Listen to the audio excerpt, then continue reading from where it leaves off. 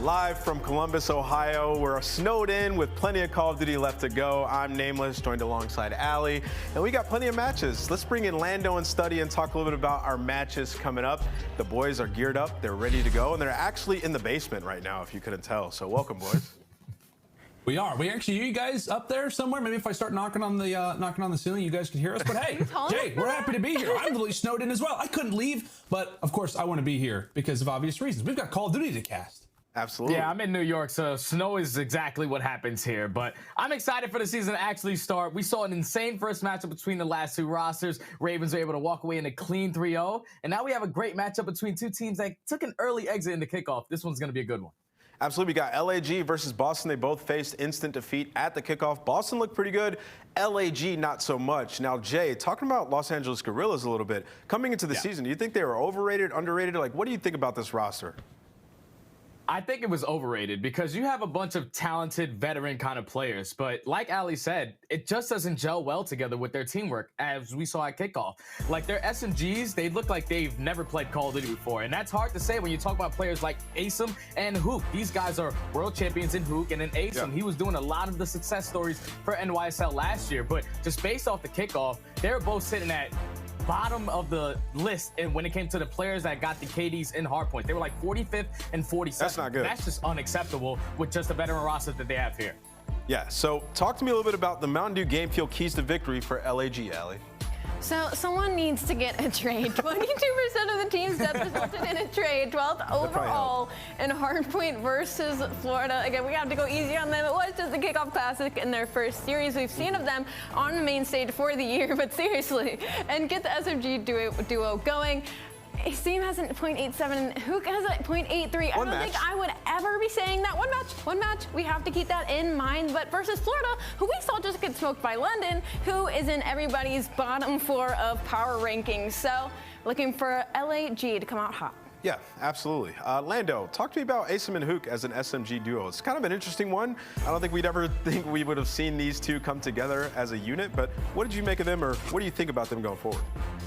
Yeah, I mean, to be honest with you, I really like the pairing of the two. I think when we talk about a player like aBeZy specifically, and what he was able to do last year with the New York Subliners, being a guy who wasn't originally on the team, and then I think it's fair to say it was kind of the glue to that roster throughout the entirety of the season. And then you have somebody like Hooq, who, granted didn't have a great last season, going from Dallas to LA Thieves, and then obviously we know what ended up happening there. But I mean, the talent is undeniable. I think, like Jay said, and as aLLeY has brought up it as well, it's a matter of if you can get these four players, but specifically that SMG duo, to really level up or to perform the way that we know that they can. I mean, the ceiling for this team is unbelievable. It's just a matter of actually getting them to work, which will be the biggest talking point around the team. No, I totally agree. I think really it's like Hooq, he's the superstar on the team, and you need him to be feeling comfortable on the map. I think, on top of the show we talked about, do they build the system around him? And I'm more on the side of, yeah, you do. I think you build the system around him, let him go out and slay, and then aBeZy goes out there and does the dirty work. I mean, aBeZy's coming off of the best year of his entire career, right? So he's sort of a leader on these when they have issues and problems in the game, he can help them get through it. Yeah. So I'm excited for the future of that duo. And then talking about Boston a little bit, I think the AR battle here is really what we need to be looking out for, Jay. When we look at TJ, we look at Methodz running those ARs up against Slasher and Gunless. Talk to me about what you're expecting out of these two, because two guys that you would expect to not be able to go up against the likes of Gunless and Slasher, traditionally. Yeah, so Methodz and TJ, based off what we saw at the kickoff, it wasn't their strongest performance. And I feel like for this team to have success, they need to be consistent, especially TJ. Since he's going to be that player that's running that flex, running that third submachine gun, or the third AR, he needs to be the guy that's stepping up to a whole different level. He's no longer a young gun. Now he has to be teaching these young players how to step up and be that player for this team. And on the opposite side for Methodz, you just have to continue to be the leader for this roster. Yep, and now Jay, I'm gonna come right back at you, kid. Tell me what the game fuel keys to victory are for the Boston Breach.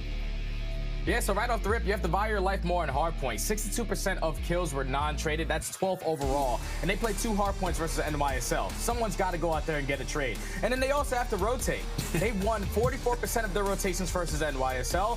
Just not really good. It's 10th overall. Hardpoint is the thing that needs to improve for this Boston team. Yeah. And then TJ, like we said, man, he needs to be the consistent X factor for this team. You can no longer be the young gun. You have to always be putting up at least a 1.1 to 1.2 to be able to slay with the best teams in the game. Absolutely, man. They have a great roster with some young guys. Nero as well. We haven't talked too much about him, but I don't think that'll be for too long. I think he's going to end up starting to pop off. Yeah. We'll be talking about him as well. And they also have fantastic coaching staff. You have Zed. You also have Denz over there. Both those guys have been competing for a long time. aLLeY, I know you showed some love to them at the Kickoff Classic. What do you think about the team overall? With the coaching staff, it's fantastic. Absolutely. And I mean, you look at these stats overall. Methodz was a 0.98. Capsidal was a 0.95. Following and trailing closely is Nero. Actually, when we talked about Nero, it felt like he wasn't doing as much as we were expecting for him to do at Kickoff Classic. But stat-wise, he's still hanging out with the rest of his teammates. So heading into this, I'm looking at him to really elevate his gameplay. And he plays very methodical, right? He plays very slow. He gets behind enemy lines. And I think if he can match that pacing up with the likes of Cap, it could be a very scary duo. Yeah, team has a high ceiling. Excited for you. You see TJ, he's getting some coffee and he's ready to get absolutely twisted and turn up for this match. And I talked with Methodz a little bit after their first showing, and he was like, we didn't expect to win. Like, we came here just hoping to get some reps in, make these guys comfortable on land, and when the season begins, we'll be prepared. So they've been putting in a ton of work, and I think they will come out and show us something today. But you know what time it is, Lando? We have the two best pick'ems here. We have aLLeY and Lando. They're the best at picking the win. So CDL pick'em time. Lando, who are you taking in this series, brother? Well, I'll be honest with you. Coming into this match, I had a prediction, and then I was taking a look at the good old YouTubes, and I saw that Tim actually had the same prediction as me. So I love you, Tim, but I might be changing it up a little bit. I was originally going to be going with the Boston Breach, but now I might be thinking LA Guerrillas. I don't know. My pick'ems are already destroyed. We've only had one match, and mine was totally opposite. But aLLeY, on your end, I know you were talking about pick'ems, and obviously your predictions are amazing. What are your thoughts? Are you changing alongside myself, given the Tim curse that we have? Nope. I'm gonna go with no on that one, but I will say mine are destroyed too. Y'all gotta stop looking at me, man. I predicted Florida 3-0 and London sweep them under the floor. But Boston, I hope this is not a jinx. Knock on any wood that's near me. I'm taking Boston winning this. Okay, fair enough. Jay, who do you got? I think I'm actually going to go opposite of both of them. I think I'm going to take LAG 3-1 in this series. Really? I feel like what we saw out of aSim and what we saw out of Hook at the Kickoff Classic is not the players that they are, not the team that they want to be. And I feel like they're going to improve here today in their hardpoint game drastically to take the series 3-1. Yep, I'm going to go ahead and pick the Boston Breach. I think they're going to take this one 3-2. What would Miles say? It's going to be a humdinger, and we're going to go all the way to the very end, and it's going to be around 11. I think we have the maps and modes. If we can, let's pull those ones up and see what we're working with throughout this series. All right, never mind. Producer saying we're getting right into it. So Lando and Study, take it away, have some fun, and kill it. Thank you so much, my friends. Yes, indeed, Jay. We know this map quite well. The viewers, if you played public matches in any form, you know this map quite well also. It is time for Bocage, whatever you want to call it. LA Guerrillas versus Boston Breach. And Jay, they actually got to watch both of these teams play this at kickoff. Yeah, we saw Boston Breach play this versus NYSL, and this is the map where they started off the series with, where they basically lost by like 140 points. And it was a majority comes down to just the inconsistency of slaying. So as long as they're able to keep up their slaying here into this map number one, they should be able to keep themselves a lot closer than they were versus New York. Yeah, and that's really the big conversation in regards to this series. I think it's fair to say, Jay, it's really going to be a matter of that consistency. We talked about it with the Guerrillas. Not a great performance from the SMGs, as much as we loved seeing Big Cap go off for the Boston Breach at the Kickoff Classic as well. It was all about that consistency. So again, a huge series for both of these teams, considering the schedule that they have coming up in their next few weeks. So a win here would mean a lot. And like we said, Bocage is a great opportunity for your shot to get warm as we go from P1 now to P2, considered one of the money hills on this map. Gunless trying to make his way around the back, but for the time, it is going to be Boston Breach with control. Yeah, Boston are going to have control of the spawns as Capsidal is going to be pushing out towards Kitchen on a 5-3 before he gets taken down, but so much pressure from Boston coming in towards the middle of the map. Nero's able to find another 2 on a 3 spree. They're just consistently forcing all of LAG to spawn out towards back tank, not giving them any breathing room to try to get close towards this P2.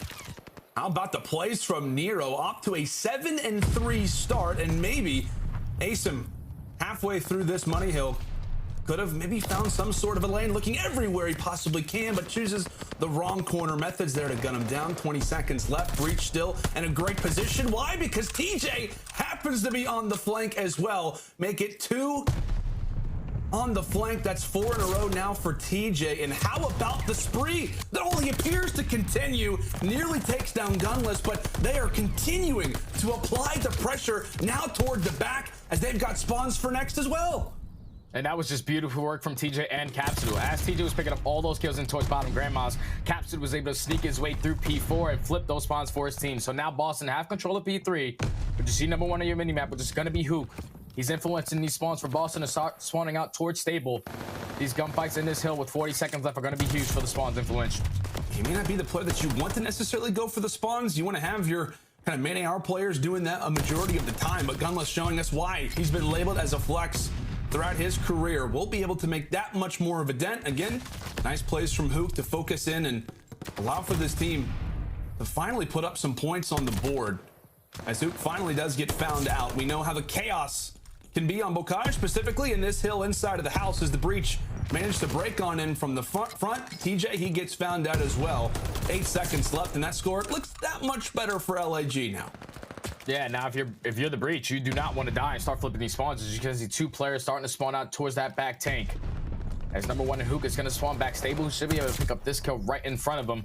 As spawns flips are going to come in for LAG, down 30 points, trying to break in towards this barn hill. You see the pressure already coming in from both teams. At least LAG able to come out on the trades on top for the time being, but eventually they still have the spawns. They're able to get right back in with 40 seconds left. 35 still on the clock. LAG, a much better performance throughout these final few hills. Again, a team that is going to have to turn things around. Jay, like we said, man, their schedule, it does not get easier after this game. We're talking about New York. We're talking about Toronto left in week 1 and week 2. I mean, a win here, we talked about it, is necessary for a team that's been called a ticking time bomb. You don't want to go down 0-3, and as we labeled it, this map, that much more important. A win here versus Breach is almost considered a necessity, right? Yeah, it definitely is, man, because for the organization of LAG, they haven't really had a lot of success for these last 2 years. So going into this major one, when you're playing these regular season matches, the schedule gets tougher as you go. So matches like this, where you're playing not one of those top 4 teams, you need to try to come out and win these ones, because it can, obviously all 12 teams make it to the major, but you can definitely get a better seeding.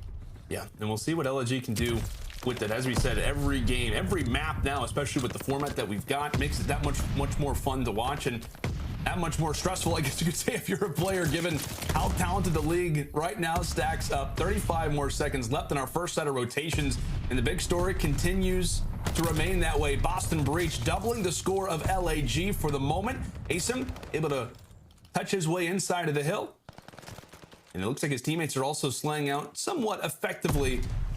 The Breach, a solid showing off the first set of rotations. Last few seconds are in, and aBeZy, a nice kill for him to solidify those seconds. And this is good for LAG to get back into this game, because at least based off the first rotations, not either one of these teams on that P1 hardpoint were able to get a majority of that time. So it was all about just focusing on the spawns. Even though right now Boston have control, they are going to be able to set up for this P1 hardpoint early. 24 seconds leading for Boston. Going into the second rotation on the hardpoint, you see LAG, though, their main focus is just focus these spawns. Not a majority of time going to either one of these teams. Yep, Methodz trying to secure these spawns for new, as LAG, specifically Gunless, may have snuck through to potentially swing how this next rotation will go, trying to stay alive for as long as he can. A big gunfight really just in front of our screens as TJ's able to walk away with it. Let's go and step aside now and see how the comms are sounding for the Boston Breach. Top. Bottom team Z. Back by River. Nice. Look at Røkkr. Top. You one shot. I was watching back roof. He's back P2. He's back P2 tank. Low bar. One might be 10. Yeah, one might be 10. Looking for cover. Give me a second. I'll kill the guys. We got a back. Nice. Give a pinch. Come on. I'll see him. Back roof, dead. I got time. Back 10, he's stable. Go River nut. Okay. Starting back River. Look at River cross. I'm on 10 right now. We in barn. I roll left right now. barn. Hey, we'll give you top. Barn, One shot, Kylie, win. The back. One shot. You're low, Nero. Got it. Listen, pitch in front here. No, in bottom barn. He went He's tree on front. Take it on the back. One with tree door. Deep back, Pierce, back got it. I'm gonna go with time. One shot back, guys. Two door. Nice. In the back. Back Pierce. Deep back. Pierce is back tank. I'm going your guys' tank. I got it. Back tank. I don't see him. Pick up left. Oh. Going bottom barn, I think. Back where you teach. Top barn. I'm left. Hey, tree door, or truck door. I'm gonna tank. Tank, kill me. Top dead. You don't That's top one yourself. Weak back up. Okay, I'm trying to push him. Still back tank. I just still back there. You stun him? No, I didn't. What do I tell me? Oh, he's still back tank. Yeah, two. Back tank, guys. Top of the tank, guys. Tom. Back. We flip. I'm getting kitchen. Hey, my back window. Back. Yo, window. Ivy right. I'm a window. Watch out, Tom. Watch out, back window. I don't see him back window. Watch out. I'm nading him. Yes, have me. Back window. Window. And there you hear the nice little listening there with the Boston Breach and jamming a team that's obviously a lot younger. We're talking about two players who are making their official debut. I know the Kickoff Classic obviously just went down, but two players who are making their debut, and it's great to hear obviously them getting as vocal as they were. But overall, you expect to see Zen, the captain of this roster, and arguably the face of this new Boston franchise, leading the way in the comms as well. Yeah, he definitely was, but the only thing that really scared me right there was the fact that even though they were calming a lot on that P2 hardpoint, they still allowed for LAG to eventually flip those spawns for P2 to get right back into this game. There's only going to be 10 seconds remaining on this P3 hardpoint, as Boston were able to hold at least a good 20 to 25 seconds here to grow this lead even more. But still, it just comes down to those little situations where a little bit more experience, because they picked up a couple kills in towards spawn, but once they let Gunless flip them from the backside, that's what eventually flipped those spawns. They cannot allow those little mistakes to happen, even though they still have the lead right now. Yeah, you got to tighten up the little things, especially on a map like Mokaj. We know it can be crazy, and as we said, so many little situations going on in pretty much every single second of the game. We saw a nice little spree there for TJ as he tried to secure spawns for our current Barn Hill, but LAG quick on the rotation as they'll be good to lock this one up for the moment. Back and forth affair so far throughout this game, but aBeZy lingering toward the bottom side, has two in his sights, but he'll get beamed down as well. Gunless will pick up right from where he left off, finds two of his own, and with that, it will be a wipe of the breach. LAG now less than within 10 seconds of tying up this game. And they're right back into this one. So now if you're Boston, your main focus is to not allow these spawns to flip. You see number 2, which is going to be Gunless, slowly working his way up towards tank side. With the help of aBeZy, he's going to have the crossfire set up to take down Capsidal. Once they drop down TJ, they should be able to push out towards this back tank.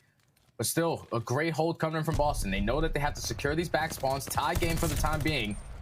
But the kills going back and forth. Gunless able to find two from bottom tunnel. And then TJ finds two of his own to eventually win the hardpoint for Boston. Oh my goodness, a back and forth affair as it continues to swing. The pendulum going back and forth right now as Cap from the top side of the gate is able to beam one down himself. Also having a few long range shots for Gunless. He is feeling himself and has a good reason to right now, since at 4 in a row, nearly makes it 5, but clearing the way right now for Boston. And now Boston, they have not been able to break in towards this P5 hardpoint the entire time. So this is going to force them to start thinking about that rotation or eventually hit that junk time. You see number 8 on the minimap, which is going to be Nero, already thinking ahead, trying to get those spawns flipped for that P2 if it does get there. This has just been great work from Boston, man. Now they have to focus on this player in Slasher, trying to flip these spawns. Methodz is going to get that information when he comes off that spawn. But now Boston only being 37 points away from closing out this map number 1. If they can get a good chunk of time off of this P1 hardpoint, they can do it here. Yeah, that's when the managing game really comes in for LAG. You've got the time to think about, you've got the spawns to think about, also trying to keep these players off of P1, trying to flip for the next one. So many things right now developing inside of their minds, but player 4 now becomes the focus. So you have to keep in mind, right, Slasher toward the top side lingers inside of 10. Boston still with the spawns, but LAG with the current seconds on the board. Slasher finds that kill, and meanwhile, he's at least bought some time for Gunless to remain back here. Current hill remains vacant as LAG pop right in, but Big P pierced toward the back as Nero's able to shut him down. That will be spawns for next, but at least you like the aggression being shown from LAG. Back and forth we go. It will be the breach over at Fields to start off. And so far, this has been Breach's money hill. Every single time off the P2 rotation, they've had the spawns. So you see what LAG are trying to accomplish. They're trying to push this through the middle of the map, trying to push through low waters. As you see, number 5 in Capsidal is just going to be super aggressive out towards Plat. He's going to spawn all of LAG out towards back tower.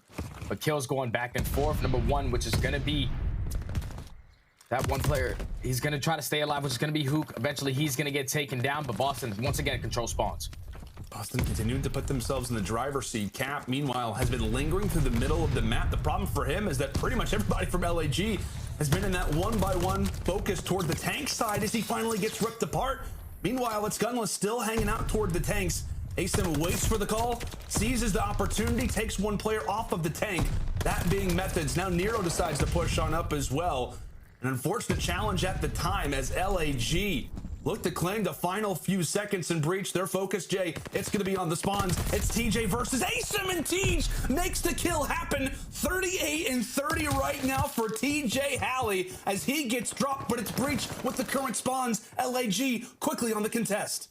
Yeah, LAG 230 to 225. They have control of the hard point. All of Breach are starting to spawn in towards the back. You see Hook, he's able to flank one, able to take him down. He spots Nero in towards the back, gonna win that gunfight as well. So now the spawns are gonna be able to flip for LAG, and they keep control. They keep control indeed. Breach still spawning out toward P2. Gunless aware of that, trying to do everything he can. Meanwhile, it's Hook still inside of the hill. Not the weapon of choice, but he's still putting it to good use. Breach, they managed to break their way on in. It's a 9-point game. LAG with preferred spawns, but you can still get spawn trap back here if you're not careful. Back and forth we go. Breach so close to reclaiming the lead, but it's LAG who break in at the perfect time possible. TJ throwing a detonate in as he'll fall as well. 5 more points. LAG, can they claim this map? A slasher, a snap of a finger, say goodbye to half the lobby, and LAG walking away with another crazy hard point. They lost this bocage at the kickoff classic, but they have changed the game plan up. Now coming in to Major 1, and what a victory it was, Jay. What a victory indeed, my friend. Boston, they were able to get to that P2 hard point nice and early every single time. But LAG, they fixed their mistakes off the first 2 rotations. Once they got to that 3rd rotation of that P2 hard point, they didn't really focus on breaking the spawns. They weren't trying to focus on attacking back stables. They were holding it from the front. Once they won a majority of those gunfights there, that allowed them to set up easily off the rotation towards that P3, get them those back spawns early to eventually close down that game. Slasher with a huge 3-piece to win his team the map. Yeah, I mean, just big plays right there from the Litigoat himself. And I know we talked about a number of different plays, Jay, but I mean, ultimately on a map like Bocage, there's only so many things that you can focus on. But really at the end of that game, just the plays that were being made, we talked about Hook's performance. He instantly levels up. Gunless, I mean, everybody was just aware. And that was the biggest thing that we talked about for this team was, you know what? We know the amount of talent that this roster has. It's just a matter of bringing it together. It's the intangibles. It's the out-of-game things almost that have to bring this roster together. And while it was a very close map versus Boston Breach, very, very well executed toward the later stages, my friend. Yeah, and it wasn't even the fact that they were like outslaying them by a lot. Right, like LAG, right. They were just doing the right things at the right times. Like even when Boston was set up early off of rotations, even when they got towards back P3, back P4, LAG, they were just setting up the proper pinch, and that's eventually what got them back into this game. Not either one of these teams did not get a majority of their time off P1. It literally came down to the rotation to P2, the way that you can hold at that hard point, and a majority of the gunfights that went down in P3 this game. And it was just a number of different little clutch plays as well. I know we were talking about the constant balance between that field to bottom grandma's rotation, where it wasn't LAG with the preferred side off the rip, but they were still making the little plays. I thought TJ's turn on the fight for spawns versus aSim was going to do it, but hey, Guerrillas, they rebound, they return, and they walk away with our first map in this series, a Bocage hardpoint, which, as we said, you know, made them have some nightmares coming in from the kickoff classic, but they rebound. And we'll see how things look to change up now in that search and destroy. But Jay, another little focus here. We know what Bocage is like. Madness in the bottom side of grandma's, but walk us through this final hill. Yeah, so right here, LAG, they were able to get it clean for dead. Now all of Boston, it's make or break right now. You have to try to instantly go in, get a kill, or the game's basically going to be over. Right there, LAG basically had everything cut off properly. And then even though a majority of the gunfights went in favor of the Breach, this is what makes Slasher a world champion. Able to close it out, get the 3-piece to win the game for his team. Yeah, and I noticed in that scoreboard as well, Gunless leading the way with 41 total kills throughout this. You know, I think it's fair to say, man, we like I said, we all know the talent that not just this roster has, but specifically a guy like Gunless has. You and I had plenty of those surge casts last year, and while it wasn't until they got to LAN where we really saw them perform, I mean, it was Gunless who had a solid season all the way throughout. And like I said, if when we talk about the talent that this team has, Gunless is just one of the many pieces that you know has the potential to take over a map, and we saw it on full display right there. Exactly, man. When you talk about players that LAG have on their team, they have world champions. Slasher has obviously got it done. Hook's got it done. aSim is a great SMG in-game leader. And then Gunless, he, like you said, can take over the game at any given moment. Him and Slasher have a lot of chemistry together. They've won multiple championships together. So it's all about just clicking at the right time, making sure everyone's on the same page, because with such big players on your team, with such crazy minds, they're always going to clash. Right. You just have to make sure that everybody's on the same page for this roster to succeed. Yeah, and that really is the biggest story. And as we said, a huge victory, talked about the schedule, talked about all of the out-of-game things as well. Already people talk about, hey, this roster, it's not going to work. This team, it's not going to succeed. Granted, we are only one map into this series, but that has to make you feel good, especially if you're walking away with the map that really was the biggest problem for them and their loss at kickoff versus the Florida Mutineers. So they get the job done here in the hardpoint, and now, what, my friend? We focus our attention toward the search destroys, and I believe we've got a Tuscan up next. Yeah, Tuscan is going to be a great map for both of these teams. We actually saw Boston. They were able to take down New York at the kickoff in a 6-5 fashion. And I feel like a majority of that came down to the playmaker in Nero. Like, the guy was not afraid to take risks or to not hesitate on any single play call that was being called at the time. The guy, they were clutching up 2v4s left and right. You just have to make sure that you're not going out and just trying to play untradeable kills, because we saw how that came back to bite them in the series versus NYSL in that game 5. There's just certain situations where you don't always have to play that trade. And as these new SMG players for this Boston team continue to develop as they go on, they have to keep that in the back of their mind that playing your life is such a value in Search and Destroy. Yeah, it absolutely is. And I know you talked about it, right? They get the job done versus NYSL when they played this very map at kickoff. Keeping things in mind, right? That was not a pretty start for the Boston Breach. It was a 3-1 advantage for New York. We talk about the crazy 2v1 that Clay has, where we argue that TJ shouldn't have challenged out. Capsidal, obviously the rookie in that situation versus a true veteran and somebody like Clay. He hops off the defuse.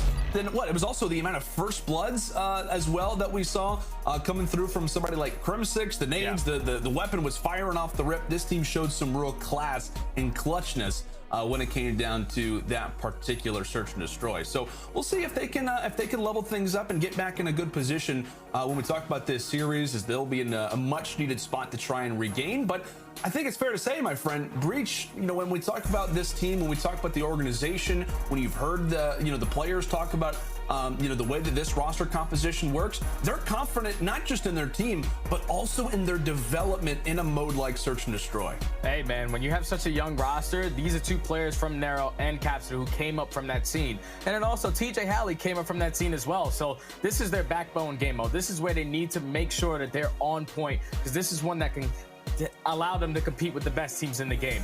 Now, it all comes down to just those situational plays. Like you said, developing your young SMG players. But it also, I feel like a lot of it falls on the play calling from Methodz, as he's going to be the leader for this team. Okay. You have to make sure you're setting up your young SMGs for success, allowing them to be in the positions where they're able to pick up a kill, at least get away with their life, but allow them to use their teamwork to make the dream work.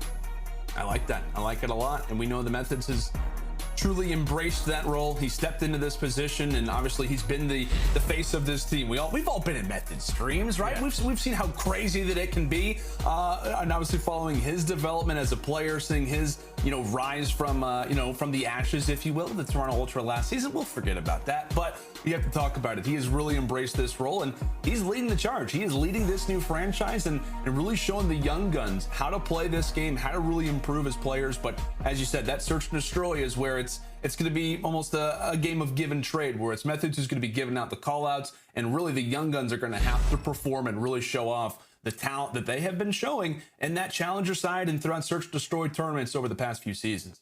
Yeah, it's going to be an absolute battle between both of these teams. I feel like on the side of aLLeY, Slasher, being the guy that he is, he's going to be the play caller for that team. He's going to make sure he's allowing aSim, allowing Hoop to really set up. And with aSim on their team, this is also huge, because as that SMG, he's going to be playing super aggressive on the map. He's going to be that in-game leader as well, calling adjustments round, because he's going to be their bomb carrier. And that's one thing from aSim that I definitely need to see improvement here, because pretty sure at the kickoff, he was the only player to drop a donut. I wasn't trying to say he's 48. He's like 48th out of every single player in the CDL in this game mode. So I'm looking at him to have a strong bounce back here.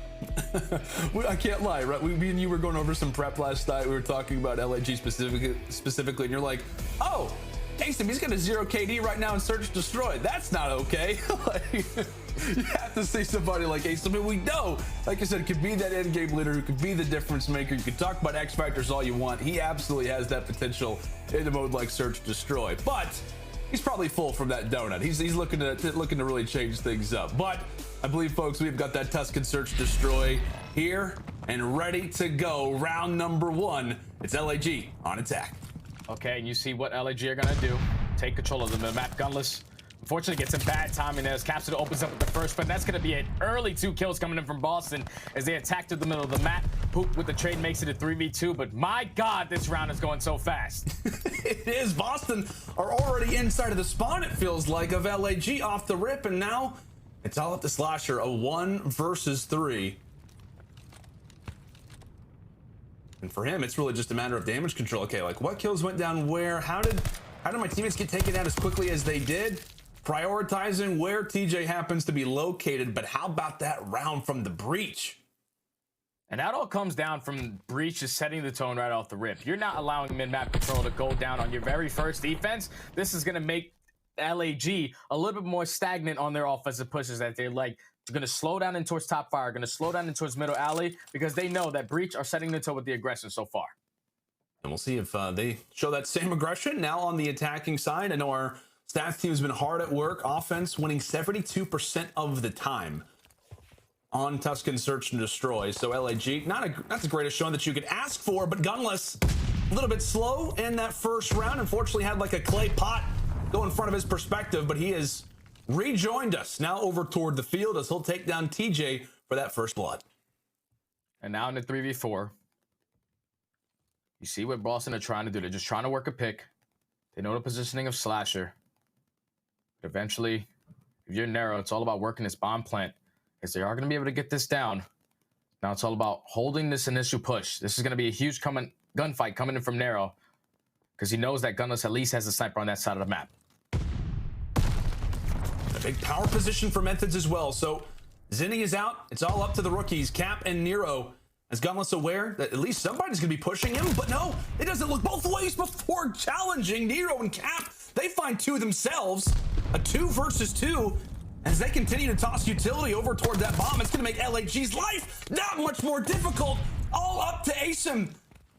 10 seconds left, and he's going hunting, but he's not going to find a single soul. Finally gets the chance. And how about the breach? How about the young guns? A 2v4. They just get the job done, man. Nero knew the positioning of at least one player. So once he gets that bomb down, once his teammate drops, you know that the attack from LAG is starting to come in from the middle of the map. So both of these players, they know they have one-on-ones that they need to win. Nero wins his huge one-on-one across the map, and at the same time, Capsidal picks up another one, forces it to a 2v2 with about 20 seconds left. And if you're LAG, you have to pick up this kill onto Capsidal at Fountain, because he can take you off that bomb site at any given moment. It's just right there, Boston. They were just heads up on the play. Great 2v4 clutch out of the young men. As we said, this team, they've talked about it. They've got some unbelievable talent in this mode, and they are showing out already in that second round. But wipe of a page, LAG now on their attack again in a much different story, as they'll be able to get that bomb down unscathed. Breach continuing to linger through the middle side of the map as Nero will open things up with the first blood on the aBeZy. Hoop there with the return and get some information for his team. As 28 seconds left, but Cap goes for the turn. Gunless instantly met with some fire out of TJ as he'll take down 2. They'll put big Cap on the defuse. 3 quick and solid rounds out of our Boston boys. And right there, LAG, they had every position that they possibly could have wanted. Like, Hoop was able to get himself in towards bottom church, but then you allow players to jump out from top church, and eventually TJHaly, it looked like he was gonna die to Hoop from top church. He turns on him and eventually finds a kill on the Gunless right there to close out the round. If you're LAG, you just gotta focus on those kills right there. TJ, there's no way he should have been able to put on a human highlight reel to close out that round for his team. Now up 3-0 Boston. And you saw it too, like they all looked at each other like, what did we just do? Like, TJ, okay, nice plays, my man. 4-1 out of TJHaly. Meanwhile, Cap, he has yet to die. Flawless through our first 3. Gunless v TJ. Is it gonna happen? The snippy snipes are out, as good old Miles Ross likes to say. But a gunfight that may have to wait a little bit longer, as that plant is gonna go down there from player number 8, that one being Nero. And once this plant goes down, it's only gonna make Gunless that much more itchy to want to try to challenge around the corner, but it's a hit marker from Pierce. And now if you're LAG, you have to try to find a pick. aBeZy's trying to work his way through the middle of the map. He's going to get taken down by Capsidal. But number 1, which is going to be Hoop, trying to flank through that P5 hard point. He is the playmaker right here to try to make a play. Slasher does find one. 3v3, 20 seconds left. A solid setup right now toward the field as Nero does get traded out. 15 more seconds as Hoop quickly remains as the final player. About to be picked apart, and the setup will work out solidly for the Boston Breach. 4 up and 4 down, Jay. They're just making this look easy, man. Offenses, defenses, they have the game plan, and so Cap far is it's working. 8-0. Yeah, I'm pretty sure, He's not died yet. He's got the glide bomb to work with, and those actually kill people now, so that's going to be really useful as we get into these later stages of this search and destroy. But Boston coming out with a statement in this game number 2 to try to bounce back into this series and tie it up 1 apiece. Capsidal leading the way at 8-0, man. You got to try to stop this guy if you want to get back to this if you're LAG. Methodz is like, cool. This is awesome. I don't have to do anything, and my teammates are going off. Cap, an 8-0 start for the man. This will potentially look to go ahead and call in that streak. And the problem is that aSim and co, they got to find somewhere to cover their heads. It's about to be rainy here on Tuscan as there goes Slasher. Luke, at the very least, is able to drop one on to Nero. But again, it is TJ through the middle side of the map. Now on a 3 spree himself. The bomb is dropped in LAG. Not having that man advantage is Hook. He's going to get met with some fire, all up to Gunless. Best of luck, Pierce. Best of luck. Yeah, this was not going to be easy, but Gunless does find the first. He spots the second as well and makes it into an immediate 1v1. The bomb is still going to be down in towards bottom church. But now Capsidal having himself a flawless game, trying to clutch it up for his team. Is he going to remain flawless? I mean, what a round this it would be for LAG off of a 1v3 from Gunless. I'm sorry, Big Pierce. My bad. I know that you had it in you, but oh, Capsidal, he just turns around, and there we have it, a 1v3 out of Gunless. Unfortunately for Big Cap, the flawless streak will end, but a sigh of relief out of the LAG camp. But that's what it takes, Jay. That's what it takes to get around versus Boston. Just a casual 1v3 clutch. Yeah, casual 1v3 out of Gunless made it look easy, but if I'm Boston right there, I'm looking at Methodz. Like, we cannot commit to that second gunfight. A 2v1 is way better than the 1v1, especially if your first teammate doesn't really hit with any bullets. So Gunless, he made the perfect heads-up play, read both of those players, and then played beautiful timing on Capsidal to clutch up the 1v3, now get at least 1 round on the board, as he's going to continue on that hot streak, open up with that first blood on the Nero. He is feeling himself right now. By the way, aSim, I hate to call it out, still yet to find a kill. So 0-12 to start off Vanguard. Not the greatest of performances, but there we go. Cap once more. Able to even the score now at a 3 versus 3. And Hook opening up that door at P5. His position, I believe, was known. I'm pretty sure the Methodz did have that information out. And TJ will look for the re-challenge. A 2 versus 3 for LAG. All up to Gunless and aSim. And as we said, aSim, he has got to show up. Dropped again. And that's unfortunate. Now it's Gunless left in a 1v3 on a 4 spree. That player's going to drop down right on bomb, but there's also a player right around the corner. He takes him down. He should get immediately traded as Capsidal is in a great position to close out the round for the Breach. As the Breach are going to go up 5-1 right there. LAG, they try to make a play. You try to get Hugh and aSim to work through P5, but once Hugh committed to that gunfight top 5, loses that.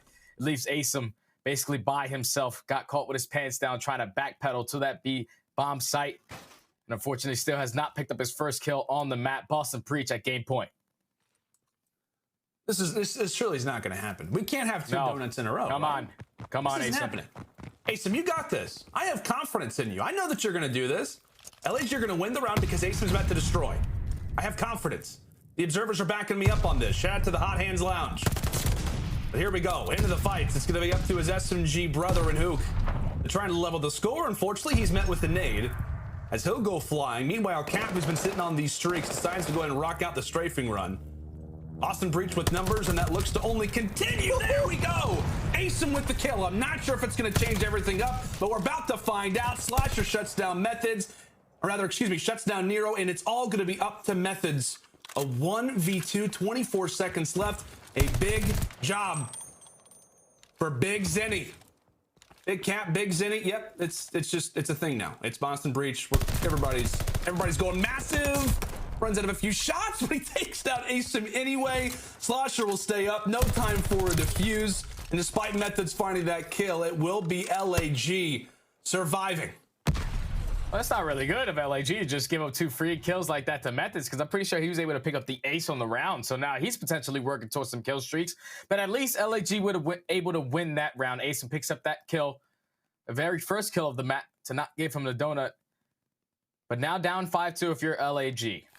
on the defensive side, you've seen the way that Boston have been playing this. They have been consistently just working that A plant as fast as they possibly can. So if I'm LAG here, I'm trying to make a play on the flank or just full out attacking towards middle to try to slow down this pressure from breach. So they like to play it. Again, gunless.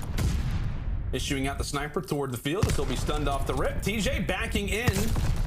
And we'll say goodnight to him, but it's a good return with the nade. It's all up to Cap off the rip. A totally different looking round out of LAG, but what can the rookie provide us with? And as we said, he did utilize that strafing run in that last round despite walking away with it. So no streaks to worry about, at least for now. But what a round it could be for Big Cap if he was able to walk away with this. Like we said, 50 seconds left, a lot of time, but still not anywhere near that bomb. I'm pretty sure Hook was able to at least spot him in towards top church. So you see everyone's just basically watching each other's back as Hook has all control of the middle of the map. The nade's going to come in, but Hook, great shots, able to take down Capsidal. And LAG find themselves 2 back-to-back rounds to get back into this game. Now down 5-3. They were able to dominate that defensive round. But now going into the offense, so far it's been an early first blood coming in from Gullens. He has to try to keep up that pace for his teammates to continue to win on these rounds.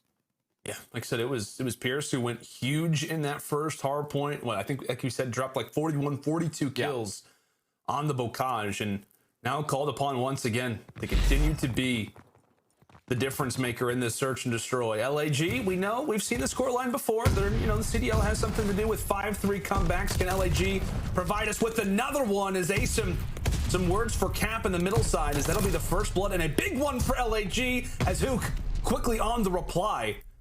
Shuts down Methodz, as it's going to be up to TJ and Nero now in a 2v3 as TJ shuts down Slasher. And now in the 2v2. Bomb's still going to be down towards a bit of a map, but you see Hook able to work his way into a bottom church. He's going to be set up perfectly for this, but Gunners, he's actually going to drop. And Hook, he actually slowed down. He could have been potentially been able to come up behind both of those players, but now left in the 1v2, gets it to the gunfight, and TJ's able to walk away with it. Boston making the adjustments mid-game. They started off early dominating into this one. They allowed LAG to slowly climb back, but then that very last round, they were able to just hold on their defensive rounds to eventually tie the series up at 1 apiece. Yeah, and a great response out of this Boston team, who again has been highlighted a lot, Jay, in these hard points, in these preseason scrimmages, even coming into Major 1. A lot of talk about their hard point game, but when we talk about teams who are going to see success in this league, it's about consistency. It's about that game mode consistency. The fact that they come out and look as good as they did, at least off the rip in this search and destroy. Big Cap, who was flawless through his first 9 or 10 engagements. Incredible stuff from this team. I know we talked about it. They let LAG through the back door a few moments here or there, but you've got to be proud of Boston for applying the way that they do. It was not only Cap, by the way, TJ, most kills in the entire lobby, finishes off with 12 of his own. Yeah, they dominated, man. I'm pretty sure they went early up into this game, up 5-1, and that was just clean work coming in from Capsidal. We saw TJ, he was able to work his way through the middle of the map, win 2 insane gunfights versus Hook and Gunless. But then as the game started to develop, you see LAG, they were starting to match that pressure. They were starting to take control of the middle of the map. But towards the very end right there, in the 2v2, right there, Gunless is set up properly. Like, Hook is giving the call out that both of these players are coming towards that A-bomb, but he just plays it so slow. He doesn't allow himself to set up for that pinch, potentially find an easy 2-piece and win the round. But Boston, once they're able to find that first kill, force it into a 2v1, use the buddy system to close out the round, and that's exactly what they did to tie the series up. And I want to ask you too, Jay, like, is there any level of concern? And like I said, I know that we are super early into the season, but I mean, one round goes differently. We talk about a 6-1 search and destroy, and LAG already struggled with retakes. They already struggled on Berlin versus that Florida Mutineers team with those A executes on a map like Tuscan, where offense seems to be the key to success. Is there a level of concern given the fact that we've got veterans on this team and given how these early 2 search and destroys have gone for them? Yes, it definitely concerns me a lot, because when you have a core roster full of veterans, they've been playing search and destroy for a really long time. Search and destroy has changed up multiple different years. It's either decide if you want to sit back, play for a pick, play super aggressive towards the middle map, 4-man push out one way. But when you have a full veteran roster, at least early into games, it's all about playing a pick. And right there, what Boston were able to do, they just matched the aggression. They put the aggression on them early into the game, and that's why it allowed for eventually Boston able to walk away with that, as LAG, it was just slow on their offensive pushes, which allowed Boston to eventually capitalize. Yeah, absolutely. Boston Breach, they come out, they set the tone early in that search and destroy. Big Cap with another big performance. He and TJ are able to elevate this team now to a 1-1 score line as we've got ourselves a great series already. There's a lot of people talking about how this is absolutely going to go 4. There's a lot of people saying it could go 5, and so far it is looking like that could definitely be the case. As like we said, we are 1-1, and when we come back after this quick little break, folks, it is time for some good old Kuavo control. Make sure to stay with us.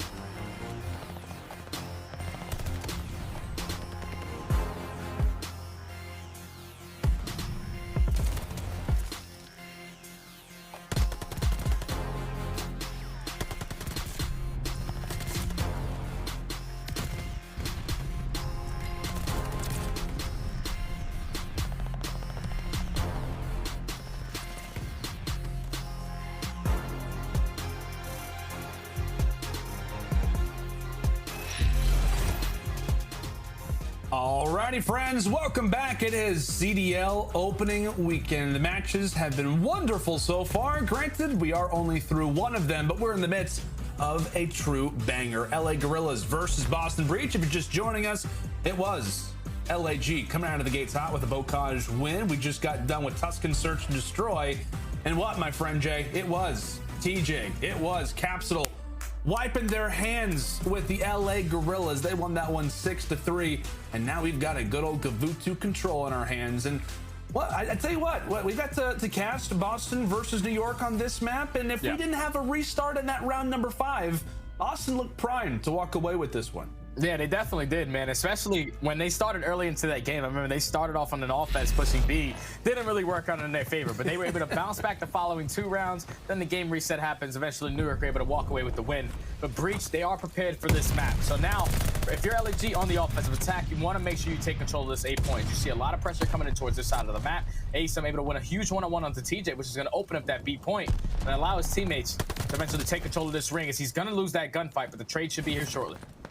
Yeah, big gunfight already there for Slasher. So Slasher takes down Nero, and he somewhat debates on if he wants to go for B or rather apply some pressure toward the boat. He'll look for the latter.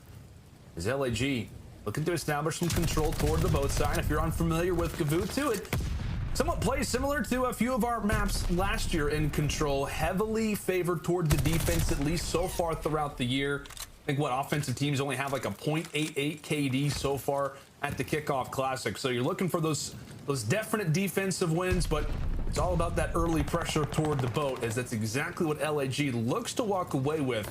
1 point already going to be grabbed there from the Guerrillas, as Gunless toward the top side, making quick work of the breach and pushing up toward their green building as well. Some great plays off the rip from LAG, as there goes Cap. They'll make it 2 in a row for Big P.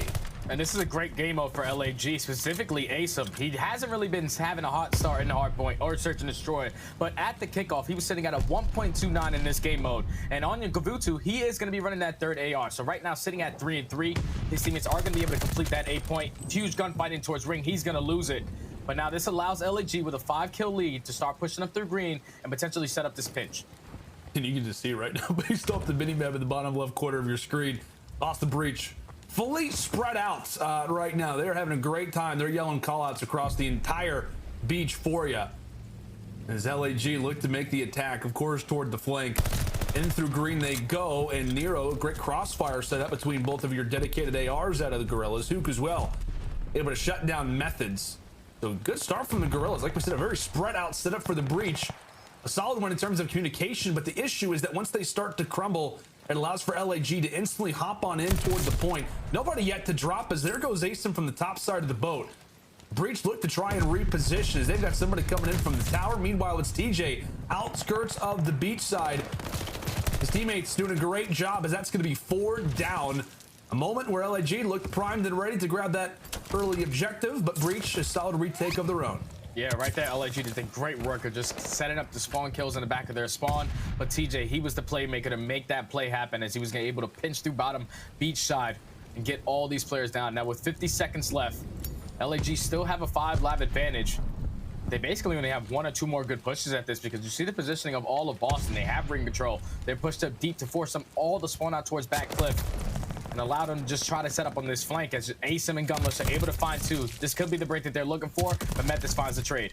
Oh, and Methodz again, not only taking down Hook, but Gunless as well. There goes aBeZy, and with 25 seconds left, LAG, they invested so much in trying to make the long route. Now it's going to have to be an all-out push toward that P1 position, with Methodz holding as well as he is.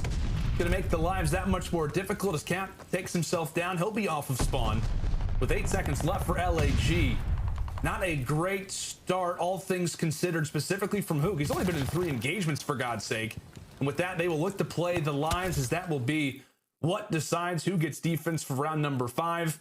LAG, solid off the rip inside a boat, but really outside of that 1 engagement, Jay, that they had toward the beach side, never got anything going after that. Yeah, Boston, they just had the beautiful setup right there to close out that defensive round. Once they have full control of ring, they have full control of their back spawn. You're all the way pushed out towards their spawn, allowing all of the opposite team to spawn out towards cliff to make them overextend through that ship side. That's exactly how you want to set up. And it almost got scary there, as LAG were able to break in, but TJ was able to clutch up. So now, going into the offensive round, Methodz is going to be on a 5 spree, potentially some kill streaks to work with, but you see the all-out pressure coming in towards that 8 point. And I'm not, like, I'm not crazy, right, Jay? That doesn't say 7-2 from Hook. That says 1-2, right? Yeah, it says 1 and 2. The guy is playing really slow. I just had to make sure. I had to double check. Yeah. aSim falls. Nice shots coming in from TJ, but as we said, looking at Hook to get involved maybe a little bit more in the engagements. I'll be honest with you, I wasn't looking specifically at his number on the mini-map throughout a majority of it, but just still, only a few engagements to that first round as aLLeY will instantly have to change that up, especially coming in toward the bottom side of the boat. Breach with some solid progression off the start, but it's aSim already recognizing what could be a fold in the setup. Nice too, coming in toward the cliff side as the only straggler will be player number 7. TJ drops, and with that, Austin potentially thinking about making a play for B. Well, Hook's gonna be there, but he falls off the rip, and now the pressure instantly focused toward a few of the farthest players up right now for aLLeY. We've got aSim in a big spot. We've also got Slasher as he gets taken down. It'll be a 1v1 over at that B point, and it's Nero that's able to grab it. That's a huge win from Nero, because now this at least stops the clock for the time being. It should allow your teammates to eventually open up with a couple kills on that A point. As you see, TJ finds the first, finds a second. But now if your Methodz, this is when you invest these streaks, you can potentially do a good chunk of time, do a good chunk of work on this B point, as 2 ticks of projection are going to come in for both points. They still have control of B. They still have a 3 live advantage as well. This can get scary for aLLeY if they don't stop the bleeding. Oh, Nero's got to be careful. Sitting on that force spree. Slasher doing everything he can to try to apply the utility toward the top. Somebody from Guerrillas has to get in here and stop the time from ticking away. And it looks like they will at just the right time. They will jump in and deny the full capture. You're still somewhat okay with it if you're the Breach, as long as you'll be able to capture the point over at A, but a big return out of the Guerrillas. They hop on in due to that contesting time and now apply the pressure toward the Breach end once more. aSim gets picked apart over at P1 as the Breach look to stack the point over at A. They'll be able to grab it. It's like we said, while they were only just mere seconds away from capturing the point over at B, they've still got a lot of work done off the rip, and they've got 1 minute and 18 seconds left to do it. So the exact same setup that we saw Boston have on their defensive side is exactly what aLLeY are starting to do, as one player in TJ trying to sneak his way through the back. aSim not gonna be able to spot him, so TJ's gonna be able to work his way through. Actually, aSim does spot him, takes him down, so that's gonna be a clean 3 dead in the feed, as Methodz gets taken down as well. 55 seconds left, aLLeY up by 3 lives. And we'll see what Breach look to do off the attack. Again, you have some great players set up in power positions right now for your aLLeY, specifically Slasher. Over toward the beach, just hope to try to get some sort of a trade, but no, it's Methodz who tosses the nade on over. Meanwhile, aSim and co are trying to clear out the boat side. And with 30 seconds left, Breach only sitting on 1 life apiece for everybody. As we say goodnight to TJ, there goes Nero as well, up to Capsidal and Methodz. Is Cap's at least able to take 1, but a 2v6, 15 seconds. Cap, can he make the play? He was great in the search destroy, but unfortunately, it's respawn time. Methodz, last player up. He'll look to play his life. aLLeY, solid, holding things down here on the defense. And that's great work from aLLeY. More specifically, getting Methodz to invest that glide bomb was huge, because now going into your offensive round, he does not have that in the back pocket to try to take you guys off of that B point. Still does have the strafing run to work with, but just good work out of aLLeY to close out the defense and get the invested streak out of Methodz to tie this game up at 1 apiece. So now if I'm aLLeY, they were able to win a majority of those gunfights, at least off the initial push on their offense. We saw aSim, he was going huge on the left side towards ring. They won a majority of those trades. But they basically set a 2-2 split on both sides. So I would like to see them complete this A point early enough to where they could just put a lot of their focus on B, because the way that Boston were able to push out on their defense, you cannot allow that to happen here again if you're aLLeY. Yeah, and a very split up setup once more out of the Guerrillas. As like you said, they'll send 2 at least teasing toward the B side. Well, you got Hook and Gunless over at the ship. As Slasher extends his streak to 5, was really just moments away from earning that strafing run as he gets picked apart. But a minute down, and aSim realizing, hey, guys, we got to get on the point. We need to get something done. While Nero is clearing up things toward the top side of the ship, it's TJ as well, with the automaton firing on his cylinders. As aLLeY finally, maybe with a moment to breathe, a chance to hop inside of the point, but once more, it's Capsidal trying to be a thorn in the side. How about this play? Excellent trigger. This one coming in from the Røkkr. It's a little bit dicey. Takes down 2, gets some shots into aSim. aLLeY still with the capture off of the great plays from the Røkkr. No, that was trigger discipline at its finest. You usually don't see that as such a young player in Capsidal. Tries to make the play happen, but eventually LAG, they were able to pick up a majority of those kills, and aBeZy on a 7 spree, able to pick up some kill streaks of his own. As the second tick of progression is going to come in towards the save point, you see all-out attack starting to come in towards B as well. They're basically putting breach to spawn out towards back red tower, to spawn out towards back green, as they are putting pressure on both of these points. And just keep in mind, aBeZy can help his teammates after that B point, but up 7 lives, 35 seconds. Just want to close out this A, play your lives count, and then use those streaks if you really need to. Nice plays coming in from Cap. So that's really just bad timing, if you will, for both sides. Slasher gets taken down, which aBeZy was hoping that he'd be there. Meanwhile, it's a teammate on the Capsidal from the breach end, and aBeZy not just investing one, he's gonna go and call in his second streak as well. That's 3 dead. As you said, 3 down, an opportunity for LAG as Gunless applying the pressure inside of the spawns. Breach instantly met with some interesting fire off the rip. They've got to get something done. LAG continuing to be problems as aBeZy's inside of the base. It is 11 in a row for aBeZy. Finally gets cut down, but the pressure that he's able to apply out of the Boston side has got to be heartbreaking. 19-4 right now in lives. LAG, obviously you're thinking about trying to capture the B point, but your primary focus has to be on the sliver of lives that exist on the other end, as it's all going to be up to Cap and Methodz. There's one more left. Big Cap all by himself. Not a great game so far. 9-23 through our first 3 rounds, and it's LAG now with the advantage. That was dominant from start to finish from LAG. Like I said, the 2-2 split, it usually doesn't work out. But when you're winning a majority of those gunfights, and at least early into the round, it definitely would go in your favor, as they were able to take that A point. aBeZy works that kill streak, and at the same time, 2 of his teammates are already pushing out towards that B point. So they were just putting on a lot of pressure to both of the points, allowing only Boston to spawn out towards back red tower, makes them in the back of the mind like, hey, we got to make sure we commit to stopping this B push. And then eventually they started split pushing, which eventually costed them. But what a dominant round out of LAG to go up 2-1 now. I think I'm learning something, Jay. aBeZy, not a fan of search and destroy, but control, this is this guy's playing. This is his mode. This is his mode so far. Exactly right. 26-18, not prone to having the AR in his hands, but boy, does he make it look quite good. 27-19 off of, like we said, a slower search and destroy performance.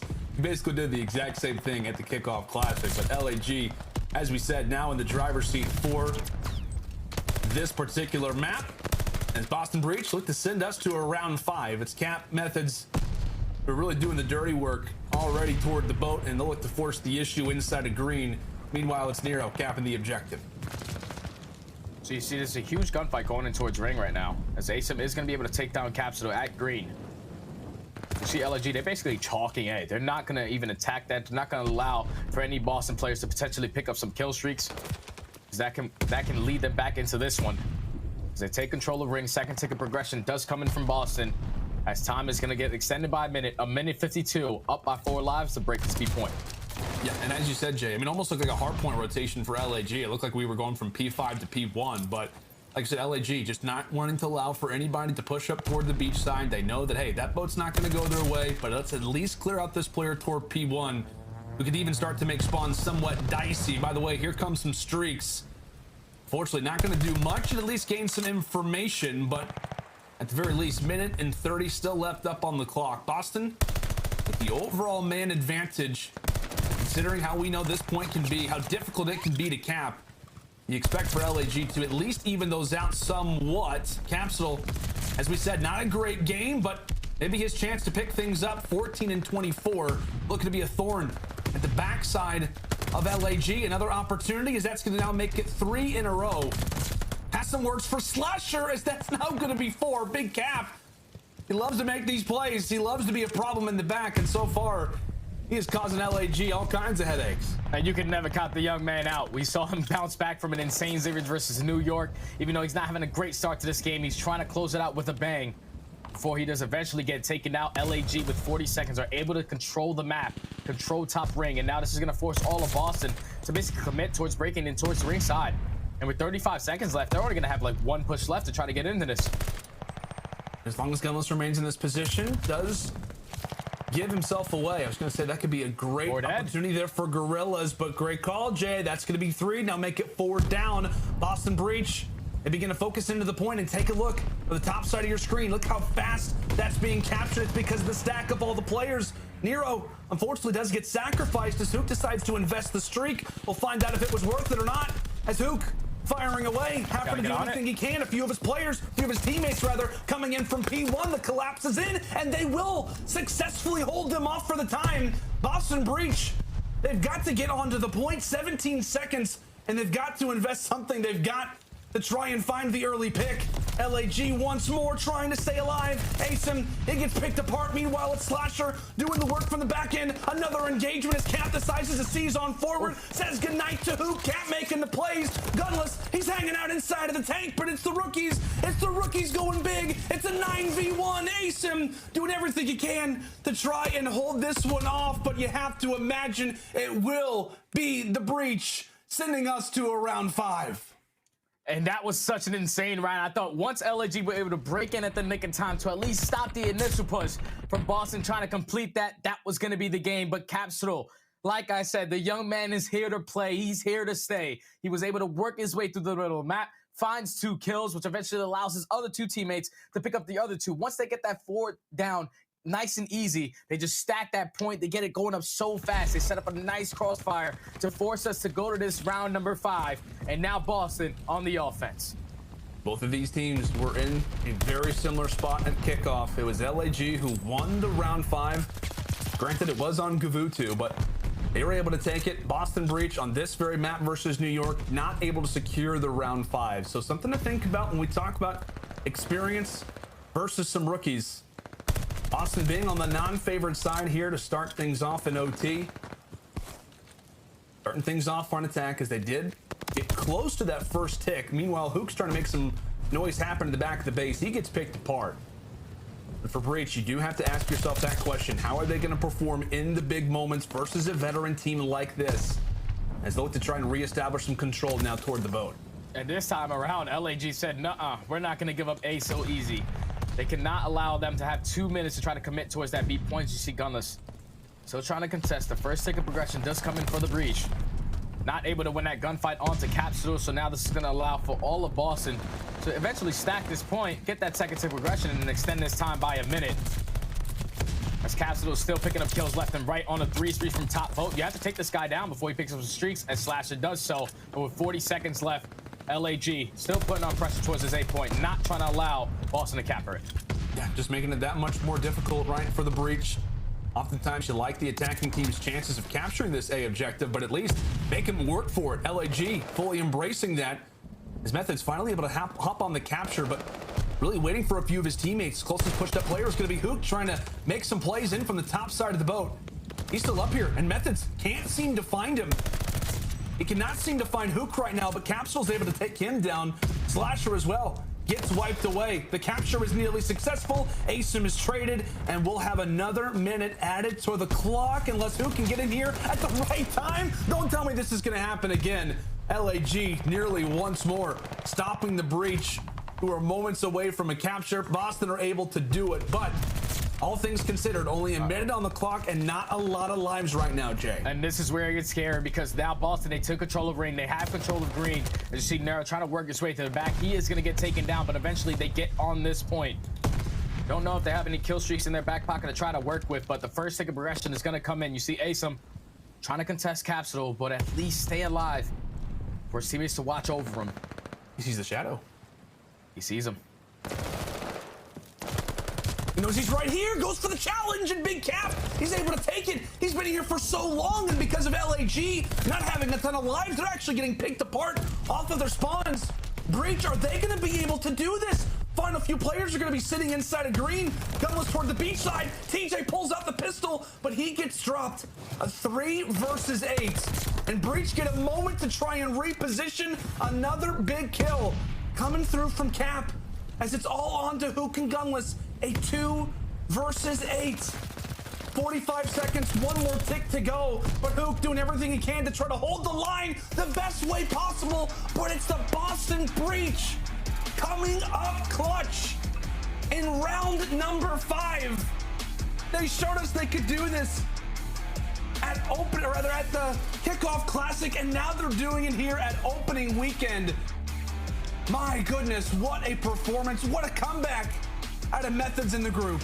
And you usually do not see that. You do not see a team go out and win a Gavutu control by winning 2 offenses.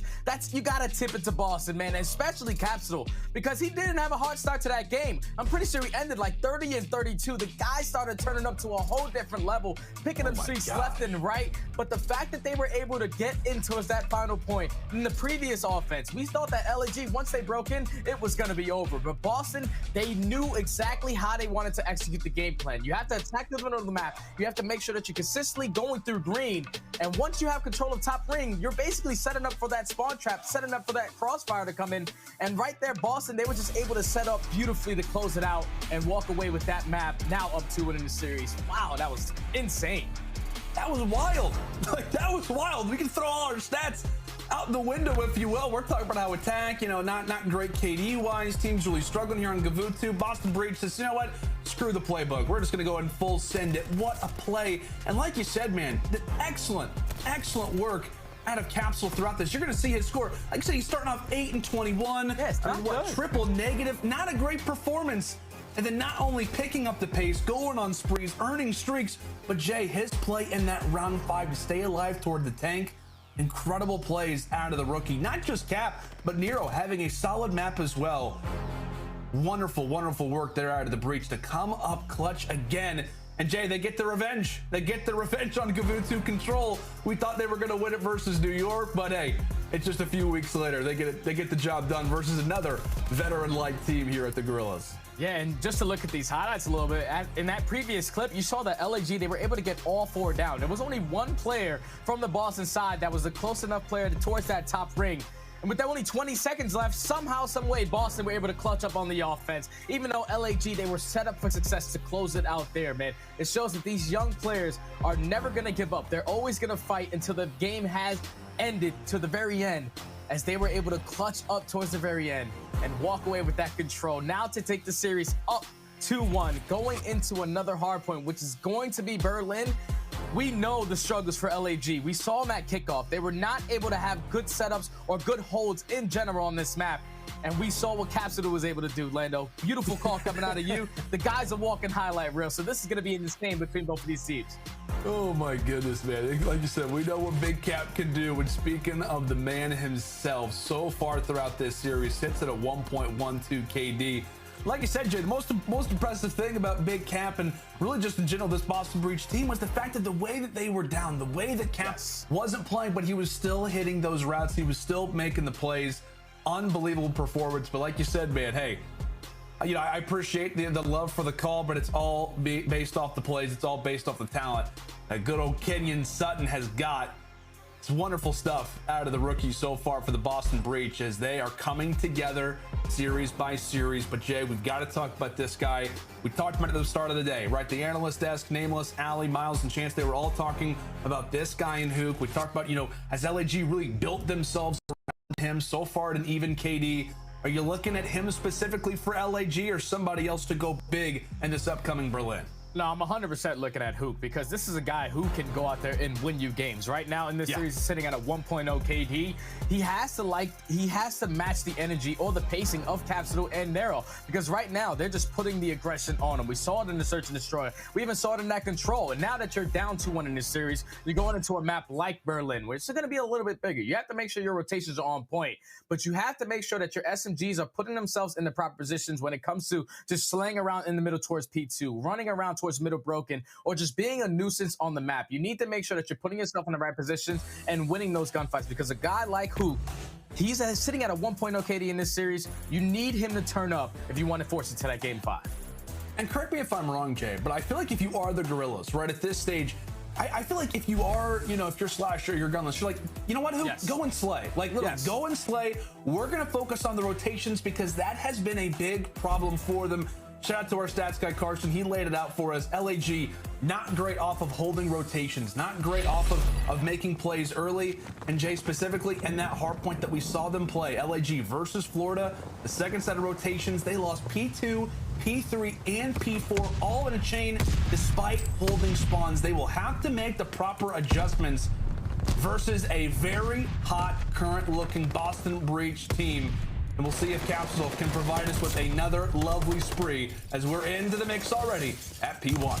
And you see LAG, they are going to get those top plat spawns, so that's going to give them the initial time in towards this P1 hard point. But Boston are doing such a great job of just keeping the pressure on as Capsidal was able to find 2, Methodz with the 3rd, as they break in towards this hard point. But with 20 seconds left, you think a big picture, and that's exactly what Røkkr is doing. He's starting to think about that rotation. He's going to have a huge one-on-one versus Methodz. He's actually going to drop. So even though a majority of the time is going to go in favor of the breach, they should be able to break towards at least 30 seconds. Spawns are going to be there for LAG off the rotation. And you notice Methodz, as soon as he spawns up toward the track side, his arrow instantly focused right where the Guerrillas players are at, just primarily aware of the way that those spawns are going to work. So as you said, my friend Breach, shockingly, a really good start over at P1 despite not having the preferred spawns, but they do allow for LAG to make that push up toward the street, and now they sit in a good position over at Library. But here comes the break, and TJ runs right on in. A story himself to try and tell. And just like that, not only does he find the kills, but his good old buddy Methodz able to shut down Røkkr. They run right inside of the hill and they claim it for themselves. Still, a valuable 30 seconds left as Methodz pulls out the SMG and tries to do some damage himself.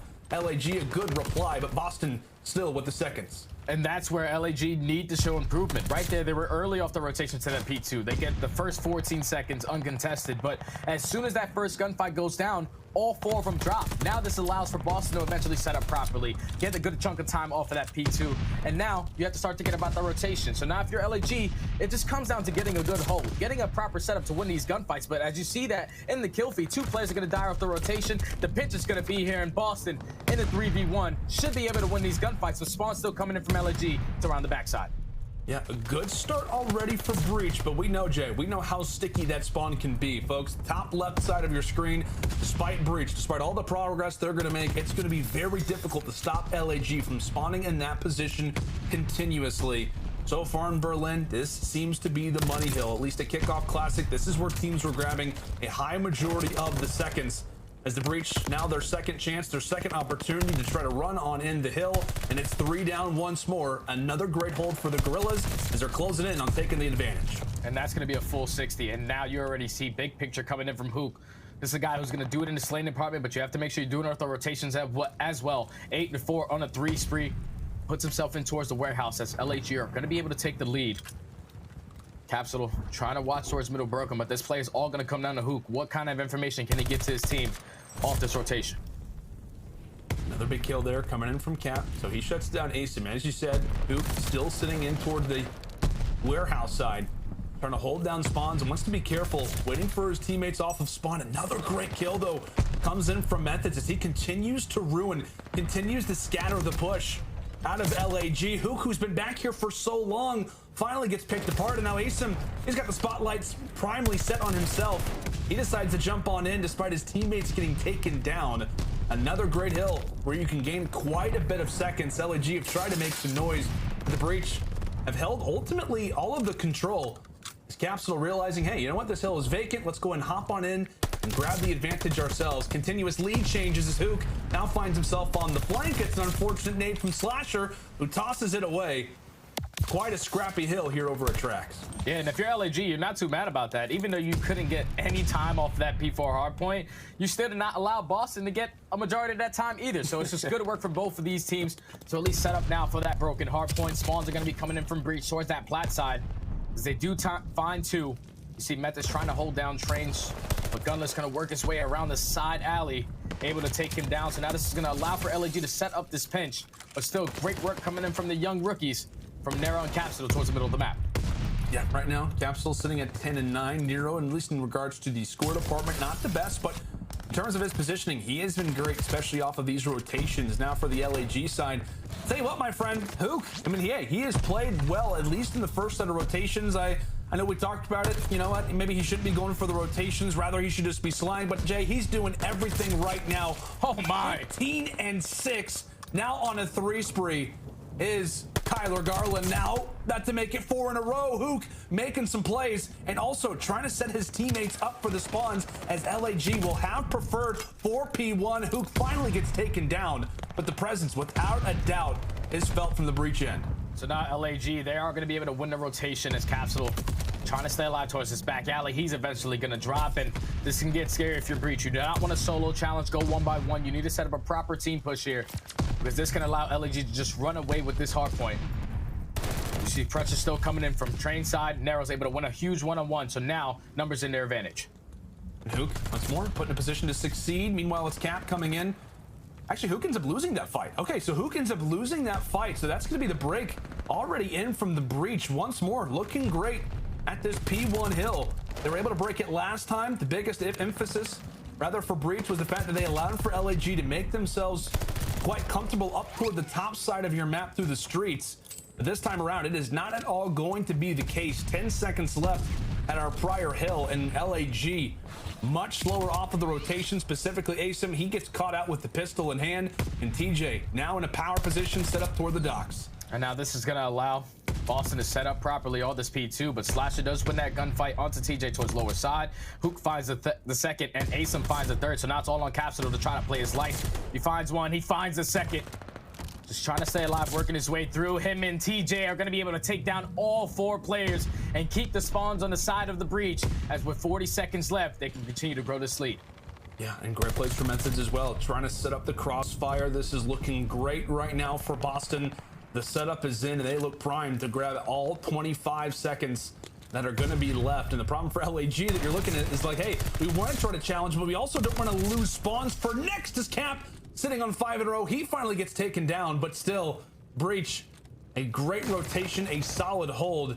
And LAG, not this time around, are going to be able to secure those spawns, but they will have the next rotation set up for fire. And we'll see what they can do with it as aSimp set up toward the top side. He gets picked apart from Nero. That's going to be 3 off the rip, and they're challenging quite heavily toward where those spawns are going to be coming in from LAG here, Jay. Yeah, and they take down Gunless towards the backside as well. So now the spawns are going to come in from breach. This is the hard point that LAG were able to get back into the game, holding this for a full 60.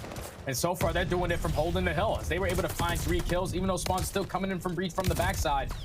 They're still putting a ton of pressure there, as Nero's able to find 3, and Boston, with about 35 seconds left, are just going to be able to set up a great hold here to just extend this lead. And Jay, like I said, this is where it gets worrisome, yeah. Right? I mean, if LAG cannot break into this hill, this is going to put Boston rather at that 200-point mark. A big position already for Gunless as he's able to walk away with that fight, but they have to not just contest, they have to get some seconds, while also thinking about that rotation. Slasher's going to be at new, and you have to at least contest as well as you can, but like we said, that fire hill, it's one of the best here on Berlin. And the fact that they're not able to walk away with more seconds than that has to be somewhat worrisome. But LAG off the rotation, now here at train. We'll see if they can do it this time around, but keep in mind, player number 8 sneaking in toward the back. Yeah, and that's going to force that number 1 player in Hook to eventually spawn out. This is going to allow Boston to push right on through the front side. Hook does find 2, but wow, eventually Boston not able to at least get the spawns for the time being, as LAG are still going to be spawning back there. But with 35 seconds left, it's all about just keeping both of these teams off of the point. TJ on a 6 spree, picks up that straight from 1, potentially working towards a glide bomb, but Hook is going to be able to take him down. Nero and Capsidal find 3, as the last player is going to be aSimp on the point. 20 seconds left. If you're Boston, you can get a good chunk of this time. You'll be happy with it, because it breaks that 200-point mark, only closer towards that finish line. Nathan's doing everything he can. He's trying to wait for a few of his teammates off his spawn, but he's got nothing really to do. Pulls out the pistol, and while that's all nice and dandy, again, Jay, it's not adding up to seconds right now for the Guerrillas. They're early at fire, not a ton of time. They're early here at trains, not a ton of time. Still down by 40 seconds. Breach trying to hold off aSimp from earning any more onto this streak, as Hook and Slasher are able to find 2 through the middle side of the map. Again, breach taken down early. We'll see what the Guerrillas can do here. Now, arguably one of the more scrappier hills in the entire game in the middle side of the map. And with breach spawning where they are, this could be a great crossfire now. A good opportunity here for LAG, as they sit right now on a 10 team spree. And now with 30 seconds left, you just want to make sure you get someone on this point, because they can tie the game up right here. I'm pretty sure aSimp is 1 off of picking up that glide bomb So those streaks can be huge off the rotation. It's LAG. They are starting to dominate, but look at those spawns. Like you said, spawns start to come in for Boston. And now if you're LAG, it's going to catch you completely off guard. As a player is going to drop on hill, 180 to 196.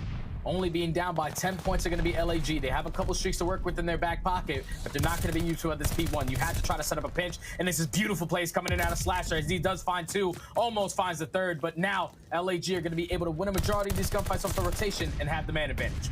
Oh, a great position. Like you said, Slasher sets themselves up so nicely. Hook, meanwhile, trying to make some gun engagements happen from the stairs as he's able to take down one onto Methodz. We have got ourselves another neck-and-neck game, but it cannot be understated. The plays that Slasher make allow for LAG to get all of this time, and aBeZy now on 9 in a row. He has had some up and down maps, but I tell you what, when the AR in his hands, he is absolutely frying. Now make it double digits as LAG inching ever closer toward that 250-second mark.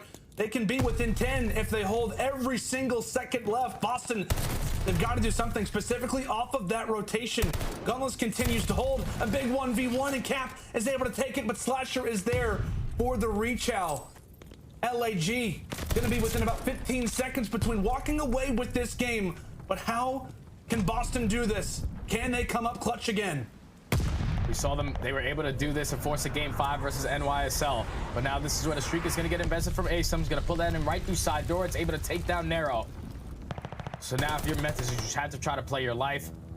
You have to allow for your teammates to eventually fill the gaps, try to get it to this point. As aBeZy's going to be able to sneak his way through. Still a lot of the kills going in favor of Boston.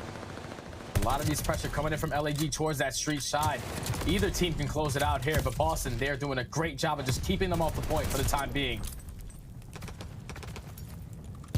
Considering those streaks, it's gonna make their lives that much more difficult now within 5. Cap doing everything he can to try to keep this game afloat for as long as possible. Methodz at least able to escape toward the stairs, but as Cap falls, he's at least able to issue a little bit of communication, and with 10 seconds left, look at where the next spawns are going to be. It's over at Fire, and LAG are primed and ready. They're prepared, and another streak is going to be in their way. It's going to block them from trying to get in toward Fire. It's a sandwich. It's a blender, if you will, inside of Fire, and LAG will escape with a win here on Berlin. Boy, was it dicey. Boy, was it close. But the Guerrillas stay alive after dropping what was a crazy control. They rebound in the hard point, and we have got ourselves a game 5 on our hands. That's just insane work out of LAG. I'm pretty sure Boston, they were so close to breaking that 200-point mark when LAG were at 130 points. The reason why they were able to get back into this game is because players started to be a little bit more consistent. There was a point in the game where aBeZy was sitting at 14 and 24. The guy went on a 10 spree to eventually turn that streak right around, pick up some kill streaks off the rotation, which eventually allow his teammates to set up beautifully on that P5 hill. But then off the rotation, huge heads-up play coming in from Slasher to flank through backfire, to get that 2-piece, to get 3 off the rotation, and then eventually for LAG to get a full 60 on P1 hardpoint. Usually do not see that happen, man, and that's just great work from LAG. The veteran presence definitely showed right there towards the closing stages of that map, and now we're going to a map 5 between both of these teams. What a start. What a start between this series. We love to see it. The first official Game 5 for the CDL season here in Major 1 qualifiers. Unbelievable stuff. But Jay, as we take a look through the highlights, I mean, it felt like a few moments, like there was almost a point where you and I were getting a little bit frustrated with the Guerrillas losing a few of those rotations. But I mean, you called it out perfectly, right? We talked about aBeZy, his ability to turn things around, and specifically, we called out Hook. We said, hey, we want the guy to fry. Not only was he frying, but he was leading in the rotations, it felt like, through a majority of these hills. 38 and 25. Jay, he also had 30 non-traded kills. You called him a guy who can take over a map, and it's fair to say he just did that. He definitely did, man. And as an SMG on Berlin, especially off the rotation, he's winning those huge one-on-one gunfights every single time. And then possibly getting a 2-piece as well. The guy was just having himself a map now to allow his team to go towards this map 5. And they're going to be sticking on Berlin. We actually had the chance to watch Boston play this versus NYSL, and they lost it in a 6-1 dominant fashion. It just came down to a lot of these plays where they thought that a kill needed to be traded when it shouldn't have. They need to allow their SMGs to start stepping up, to start to grow, as their S&D definitely looked great in that game number 2. They're going to have to continue that going into this game number 5. Yeah, and we talked about that a lot. That seemed to really be the story of this series between the Guerrillas and the Boston Breach. We'll take a look at our maps and votes. I mean, as we said, it was LAG. How are the SMGs going to come out? Can Cap start off hot? And it was the Guerrillas who were able to take that first game victory on Bocage. The Tuscan Search Destroy, well controlled from the Breach. They also walk away with a crazy round 5 on Gavutu control that has every analyst in the world questioning themselves and making them think, have we thought maybe about this map a little bit differently? And then LAG able to reply back. The veterans, Hook and aSim specifically, are able to dig deep. And now we've got ourselves a game 5 primed and ready. Oh boy, Jay. I think we came into this series, talked about a number of different things, but specifically it was going to be about the consistency of both of these rosters. There's been some mistakes, there's been some great moments, but ultimately that consistency is going to be tested most in our next map. And now we're going into a game 5, and this is where we saw Boston, like I said, played against New York, and they fell 6-1. It wasn't close. And now I'm looking at LAG with so much veteran presence. You've been in multiple situations like this before. It's all about just slowing down the game, not allowing the game to get away from you so quick, because Breach, with their early aggression, that's what set the tone. If you're LAG, you cannot allow that to happen this time. Alrighty, folks, it is about time. Our first game 5 of the official regular season going down between the LA Guerrillas and the Boston Breach. Make sure, if you haven't already, make sure to tweet out the stream. Make sure to utilize that hashtag CDL 2022. When we come back, it is time for Berlin Search Destroy. Who's winning? We'll find out right after this.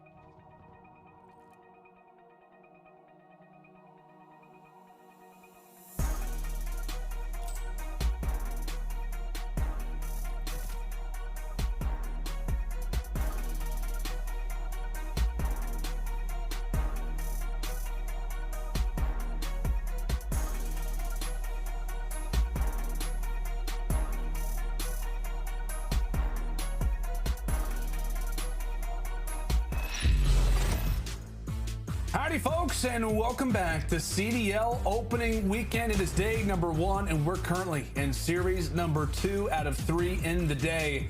And we've got ourselves a good old game number 5. I'm tossing a lot of numbers at you, but it's all good. Lano and Standy here on the call.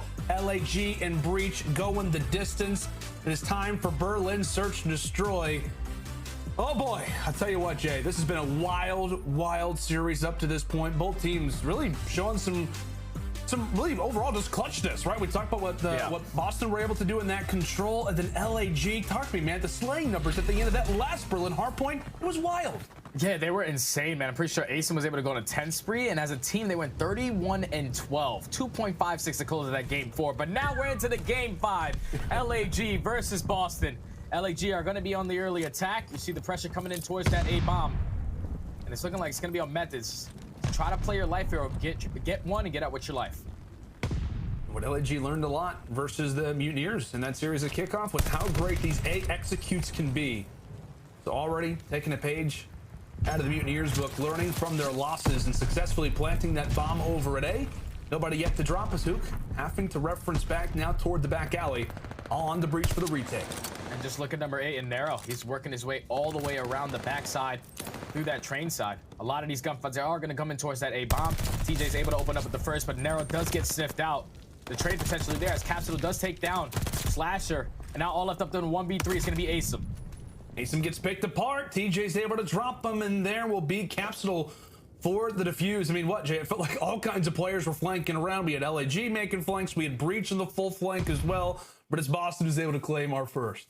Yeah, that was just great work from Boston right there. You saw the early attack coming in from LAG. They were all out aggressive towards that A bomb. Methodz gives the information to his team, which eventually allows his SMG players in Nero, in Capsidal, to eventually set up on that flank. Even though Nero was taken down, Capsidal was there for the immediate trade, and that allows them to eventually set up the pinch. The setup was not great out of LAG. That's eventually why they costed that first round. But Boston Breach able to take it on the retake. Yeah, solid retake out of the Breach, as we said. LAG, get that bomb down unscathed. Normally, that A execute gonna work a high majority of the time, 75% as a matter of fact, but Breach showing us that, hey, it's not all about statistics. As much as we love numbers, it's not all about them as gunless. A solid snipe, unfortunately, just behind the back of Capsidal. And the rookie realizing, you know what, this bomb, it'd be good to go and get this bad boy down, also destroying the doors so his teammates who sit just behind him inside of the warehouse can watch over it. With that in mind, Breach have got a solid execute set up right now, but LAG, now their turn to retake, and with 2 players falling off the rip, it's not going to make their lives that much easier as Cap is frying. aBeZy doing everything he can to try and stay alive. Breach get the bomb down, Breach slay, and Breach, they win. Once again, Breach are just setting the tone early into these search and destroy rounds. We saw them in that very first defensive round. They set up for the Prince. There was no hesitation on the late flank. They get the job done. And then in an offensive attack, they're just full out committing towards that B bomb. Once they get that bomb down, you saw Capsidal. He was just breaking every single door, allowing the clutch to happen just in case he does drop on that site. But he made the play. They were able to find that one player going on the late flank. Capsidal finds 2 on the bomb. And they're so far just making these rounds look easy, slowly picking apart LAG. Now LAG back to the attacking side as they'll issue gunless inside of the library, so he'll have some players to deal with. He'll have his hands full, and really, if you are gunless and Slasher who sit over here, you want to try to make some noise. I mean, you obviously need to stay alive, but unfortunately, as they drop, the players who are over at A don't decide to go for the plant, when in reality, they decide to push in toward B. It looked like the bait could have been successful, and now if you're the Breach, you're wondering, okay, hey, maybe they were at A the entire time. No, they're actually going back toward B. So a lot of craziness going down right now on the mini-map, Jay. Yeah, didn't really understand that play. As Nero's going to be able to spot both of these players come out towards the middle of the map. Able to at least hit shots on both, as Capsidal's going to drop down from top 3 fire and find the 2 to close out the round. Boston go up 3-0, but off the rip of that round for LAG, you saw Slasher. He jumps on the barrel. He calls out the cross. All he spots is one player in Methodz. Once they take him down, that A-bomb is wide open. So now it just comes down to the communication for LAG. They knew a lot of pressure was going to come in towards that B-bomb. But still, once you eliminate that one player at that A site, you have to get the bomb down. You do not need to rotate it back towards B and potentially lose gunfights. And that's exactly what happened there, as Boston, once again, were just able to pick them apart, catch them basically out in the open, and now up 3-0. Yeah, great call, my friend. LAG Unorthodox maneuver does not work out in this search and destroy, already looking like signs of our map 2, which was all out dominance off the rip from Boston. As it will be a trade to start, we say goodbye to Nero and Gunless. But it's TJ ultimately who is able to plan it down. It's brought down low in terms of HP, but the nade not able to find the pick that the Guerrillas were hoping for.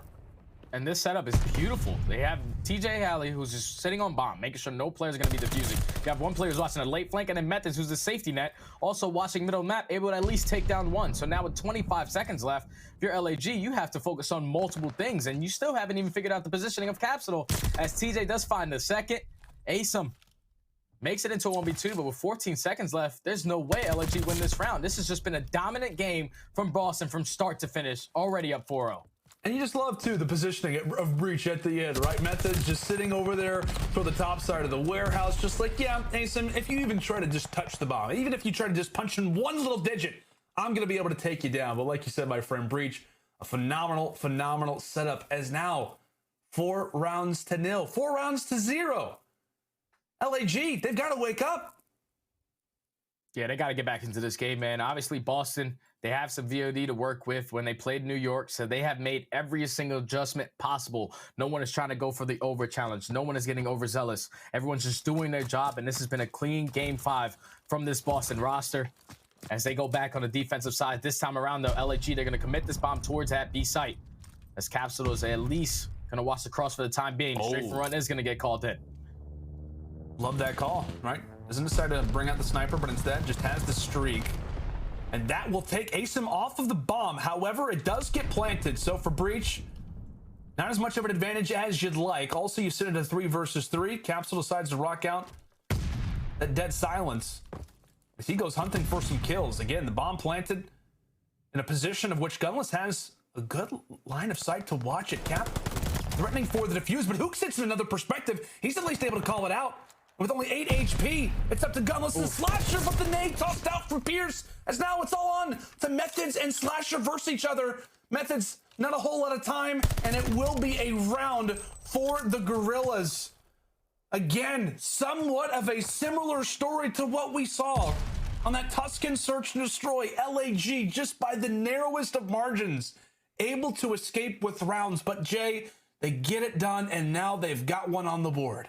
And that was great work out of LAG. They opened up with the early first blood, Gunless onto TJ. But then once aBeZy gets taken down by that streak, that opens up the bomb site. If Gunless doesn't hit that nade and at least takes down one, it's probably a totally different round right there. But huge nade coming in from Gunless to even up them numbers, make it a 2v2. He eventually gets traded, and then Slasher finds that kill. And with only 12 seconds left, Slasher knows he's been around the scene for quite some time. You just got to play the clock and eventually get the guy off bomb as they get their first round on the board. And I don't want to say like this is looking very similar, but this is looking just like New York versus Boston. This time Boston are in command. Yeah, that game 5, right? New York came out swinging. Breach didn't have an answer, but now Boston, shoes on the other foot, it would appear. As now we've got a trade to start off this round number 6. So far at this A site, I was going to say Hook has made himself quite comfortable there in that small room. Cap, not going to see him in. I think Hook knows there's not just one player here, but there's in fact 2. Meanwhile, Nero takes down 2, so all this work from Hook, it could be great, but he's got no teammate support, and they finally check the small room angle. Breach, it seems, can do no wrong. 5-1. They cannot, man. They cannot. And it's all on Nero right there. Like the entire time, it's a 3v1 all the way across the map. Nero was able to take down both of those players to eventually force it to be a 1v3, all left up to Hook, who is just basically playing patient in towards that A-bomb, waiting for the push to happen. But when you're in that position like Hook, and your teammates are dropping all the way across the map, it's just truly unfortunate because right there, you have the man advantage. All you have to do is play the trades on that B site, take down Nero, and then you can eventually jump back into the play to help Hook. But that's not what happens, man. Boston, they just win their gunfights. Nero goes huge across the map with that 2-piece to now go up 5-1, 1 round away from winning this series. And for Guerrillas, again, you've been in this spot before. Obviously, they got to 3 rounds in the Tuscan, but we'll see what they can do now. I believe we did have, for a moment, a timeout request there on the map, so we'll see exactly what's going down. I know the players are still talking to each other, so we'll continue to talk about this next round coming up, but specifically there for LAG there, Jay. As we said, it just seems as if they cannot find the right timing. Every time they set up for a play, they're instantly taken down. And It just makes me think of that one round and that search and destroy, right? Where they have the positioning set up over toward A. Slasher and Gunless are making noise to the opposite side of the map. And even at the very least, both of them get taken down. Great, but you at least made some noise. You at least distracted the opponents.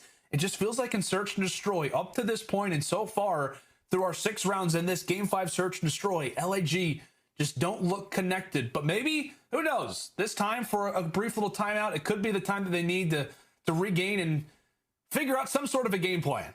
Yeah, they definitely need to get back into this one, man, because Boston, they're just setting the tone.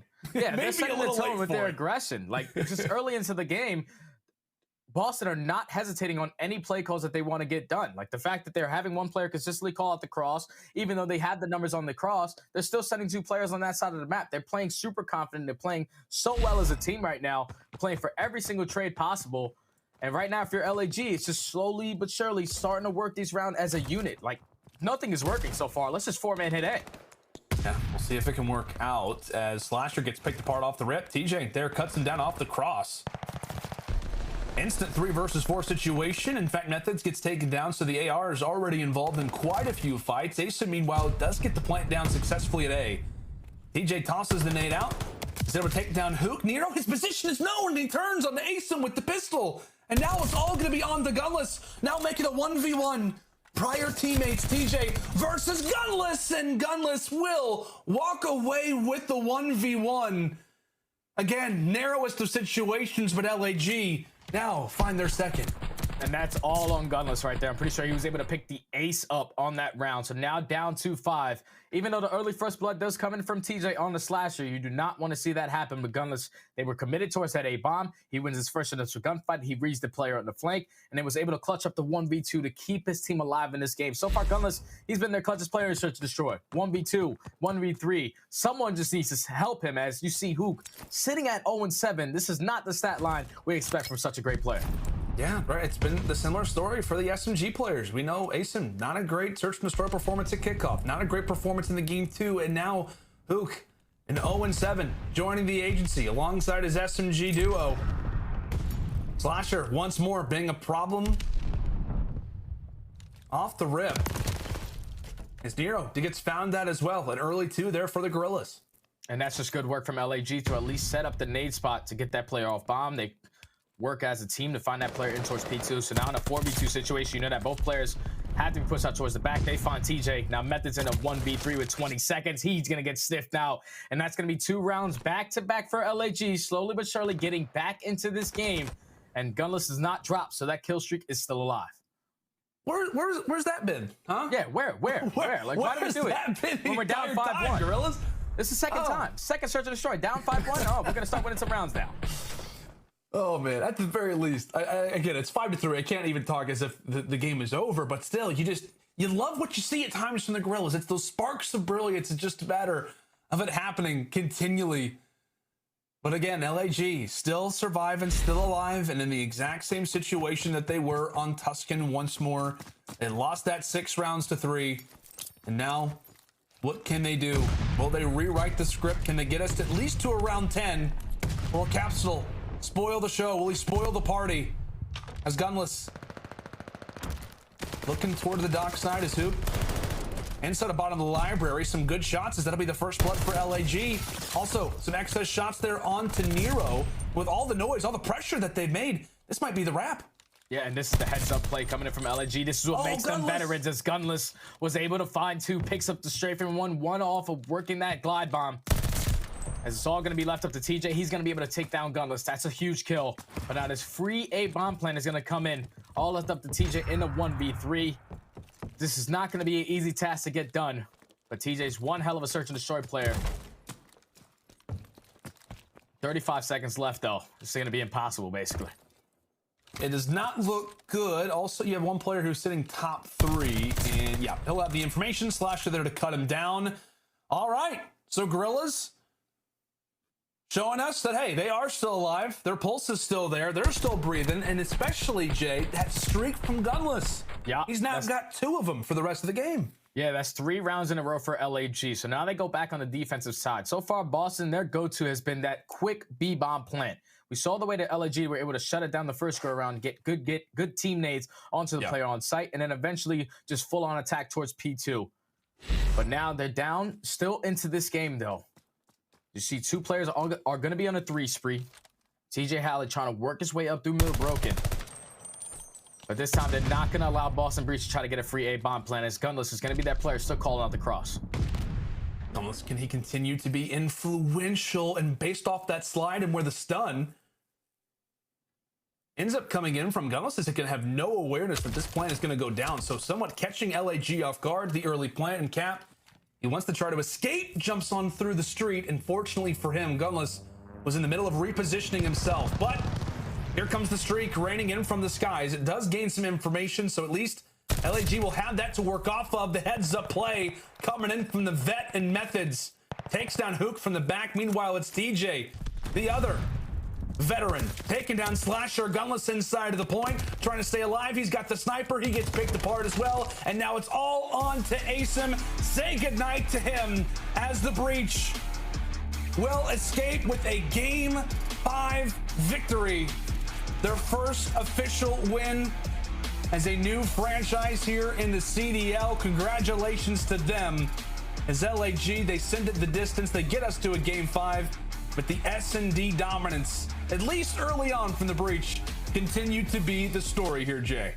Yeah, Boston, they just got the job done. And let's bring in aLLeY, let's bring in Nameless, so we can all discuss this, because that was an insane match, man. The way that Boston were able to make these adjustments on that game number 5, that was beautiful. Straight textbook. Like, the fact that their offensive pushes were so beautiful towards that B-bomb every single time, and aLLeY simply didn't have an answer for it for 3 offensive rounds. You got to tip it to them, because these young players, they've been putting in work, and it definitely showed in that Game 5. Yeah, I mean, that was a crazy series, first of all. Boston always giving us these Game 5 just bangers, but going all the way to that. I mean, in that Search and Destroy, I liked what I saw out of Boston. Honestly, in both Search and Destroys, they would take full map control literally every single round. And even think back to that Tuscan, Capsidal was getting pushed up, picking up those first bloods at any moment when he wanted. They look good in Search and Destroy, Alex. They've seriously polished their Search and Destroy since we originally saw them in Kickoff Classic. Not to mention the fact that aLLeY, not once, Jay said it twice, started to come back, and we're all like, oh, okay, they're getting nervous. Round 5. They only need 1 more to win, but they ended up closing it out. aLLeY, Gunless had both of those streaks, but one of my biggest gripes that you will continue to hear me say throughout the season is that I hate when teams play around the streaks. The streak should work with the play, not make the play around the streaks. And I feel like that's exactly what aLLeY did with Gunless's streaks on B Street, and that's what ended up losing them the round. Yeah, absolutely. And without question, obviously, aLLeY, that has to be the primary focus, is looking at their Search and Destroy going forward, but they also should have won that control. They lost back-to-back defenses. That's unacceptable. Lando, talk to me a little bit about that control and what you saw. Yeah, I mean, like we said, we saw this exact same story when it came down to the Kickoff Classic versus the New York Subliners. They were going to be in that round 5 situation. We had that unfortunate restart, but still, their ability to do that on attack, the dominance that they had, but specifically to me, the entire story of that control came down to Big Cap, right? It came down to Capsidal, his play to go on the spree, his ability to stay inside of the tank, to allow for his teammates to make the plays that they did. That, to me, was the ultimate story of that control. Because I forget, we were calling it out. He was like 9-24, triple negative. Yeah, he wasn't playing great. At least gets close to positive toward the end. An incredible spree from the young man to close out that control that, like you said, Nameless, did not look at all like it was going to go their way. Yeah, absolutely. You know, watching that control, I mean, there are multiple times where I thought aLLeY was just throwing their lives away too much, trying to save the boat. And it's just, at some point, you have to concede that player life and just play the defense and stop them from getting over towards B. But talking a little bit about the Boston Breach and what we saw, at least on that map, on offense, looked great.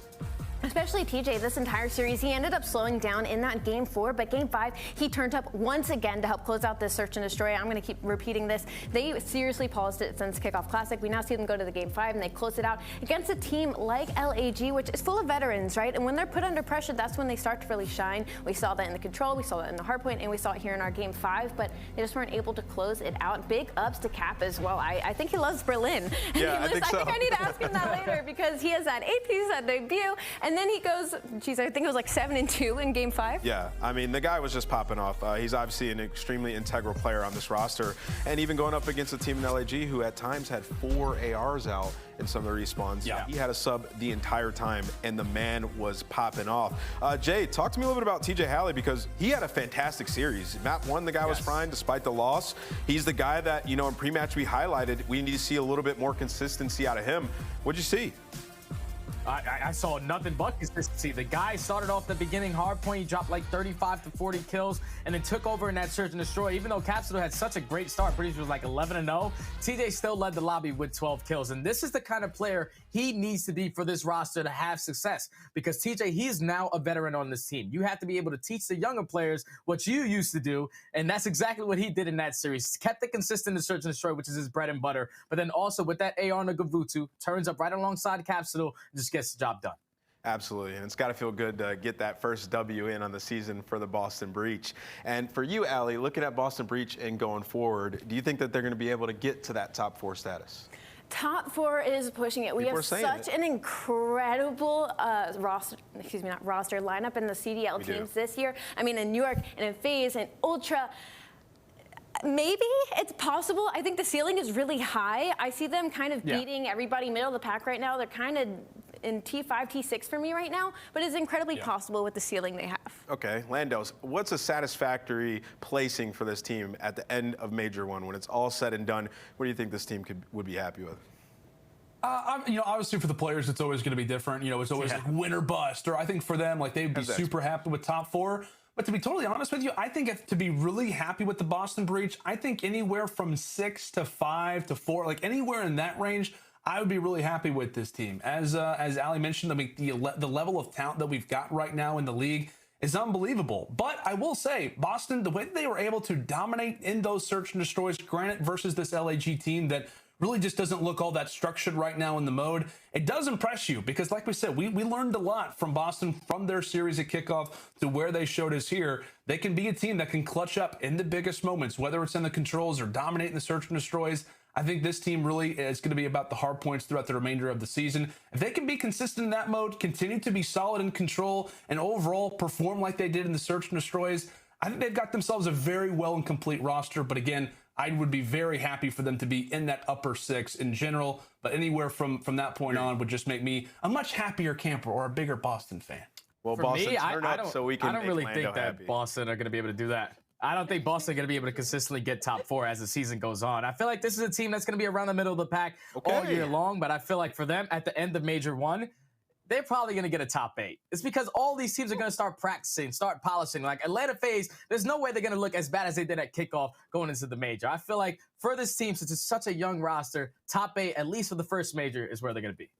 Well, we've been talking about Capsidal. Let's check out some of his stats from that series. And the guy's been lighting it up. I mean, we've been expecting this guy to continue to fry, to continue to go off. And from what we've seen, I mean, non-traded kill percentage, 80%, aLLeY. And total engagement, 211. This guy is 211. flying across the map. Dude, 1.11 KD ratio. Again, we're talking about them going up against a team like LAG, which in conversation wasn't expected due to incredible. But in hardpoint, there's still a lot of incredible players to go up against. I mean, gun skill across the board, Gunless and Kyler especially. So for him to show up this much, I'm excited to see what he does with the rest of the year. Well, welcome to our Game Fuel Victory Spotlight. Capsidal, congrats on the W. And I want to talk to you a little bit, man. So what's practice been like headed into the season? What was the primary focus after opening weekend? Obviously, like, our hardpoint today, we played really sloppy. We should have closed it down. But honestly, our main focus leading up to this match was S&D. Yeah. And as our S&D in the kickoff was really bad on our end, like it looked like we didn't know what we were doing, and then we just focused on that, and we played really good today in the S&D. You did. You guys slammed it in S&D, and honestly, I have to ask this question. Is Berlin your favorite map? I mean, is that your favorite one going into? 8 piece on debut, and then that S&D you absolutely fried. Is it? Yeah, I mean, honestly, like, Berlin is my map. It's your map. I slap your name on it, dude. That's going to be vetoed from here on out. I hope you're prepared. Yeah, you've been frying on that map, Cap. But I also have another question for you. I just asked Lando and Study where they would think you guys would place towards the end of Major 1. So as a realistic expectation, where do you see your team when Major 1 is said and done? Done. I see us getting top 6. Okay. At least. That's pretty good, man. I mean, top 6, you guys coming in, brand new roster. What's it been like playing with players like Methodz and TJ, players that have championships and learning sort of under their wing? Yeah, Zen and Tej, they teach me a lot. They help me become a better player. So it's always good to have people like that. They encourage me every day. Honestly, they're really great teammates, and I'm glad that I can be playing with them. Well, we're glad to have you, Capsidal. Good luck going forward with you and the rest of the guys. Everybody say goodbye to Capsidal. Wish them luck going forward. The Boston Breach getting that first W. Much love, brother. Hey, somebody in the background. We just missed it. Hi, guys. Chef Tony was there just for a second. But anyways, guys, that's it for this match. After the break, we're going to have New York versus Seattle. It's a rematch from the Kickoff Classic. I couldn't be more excited for this one, watching the rookies versus the sophomores. Also, get some Crimsix and Clayster action in there as well. We'll see you guys after this break.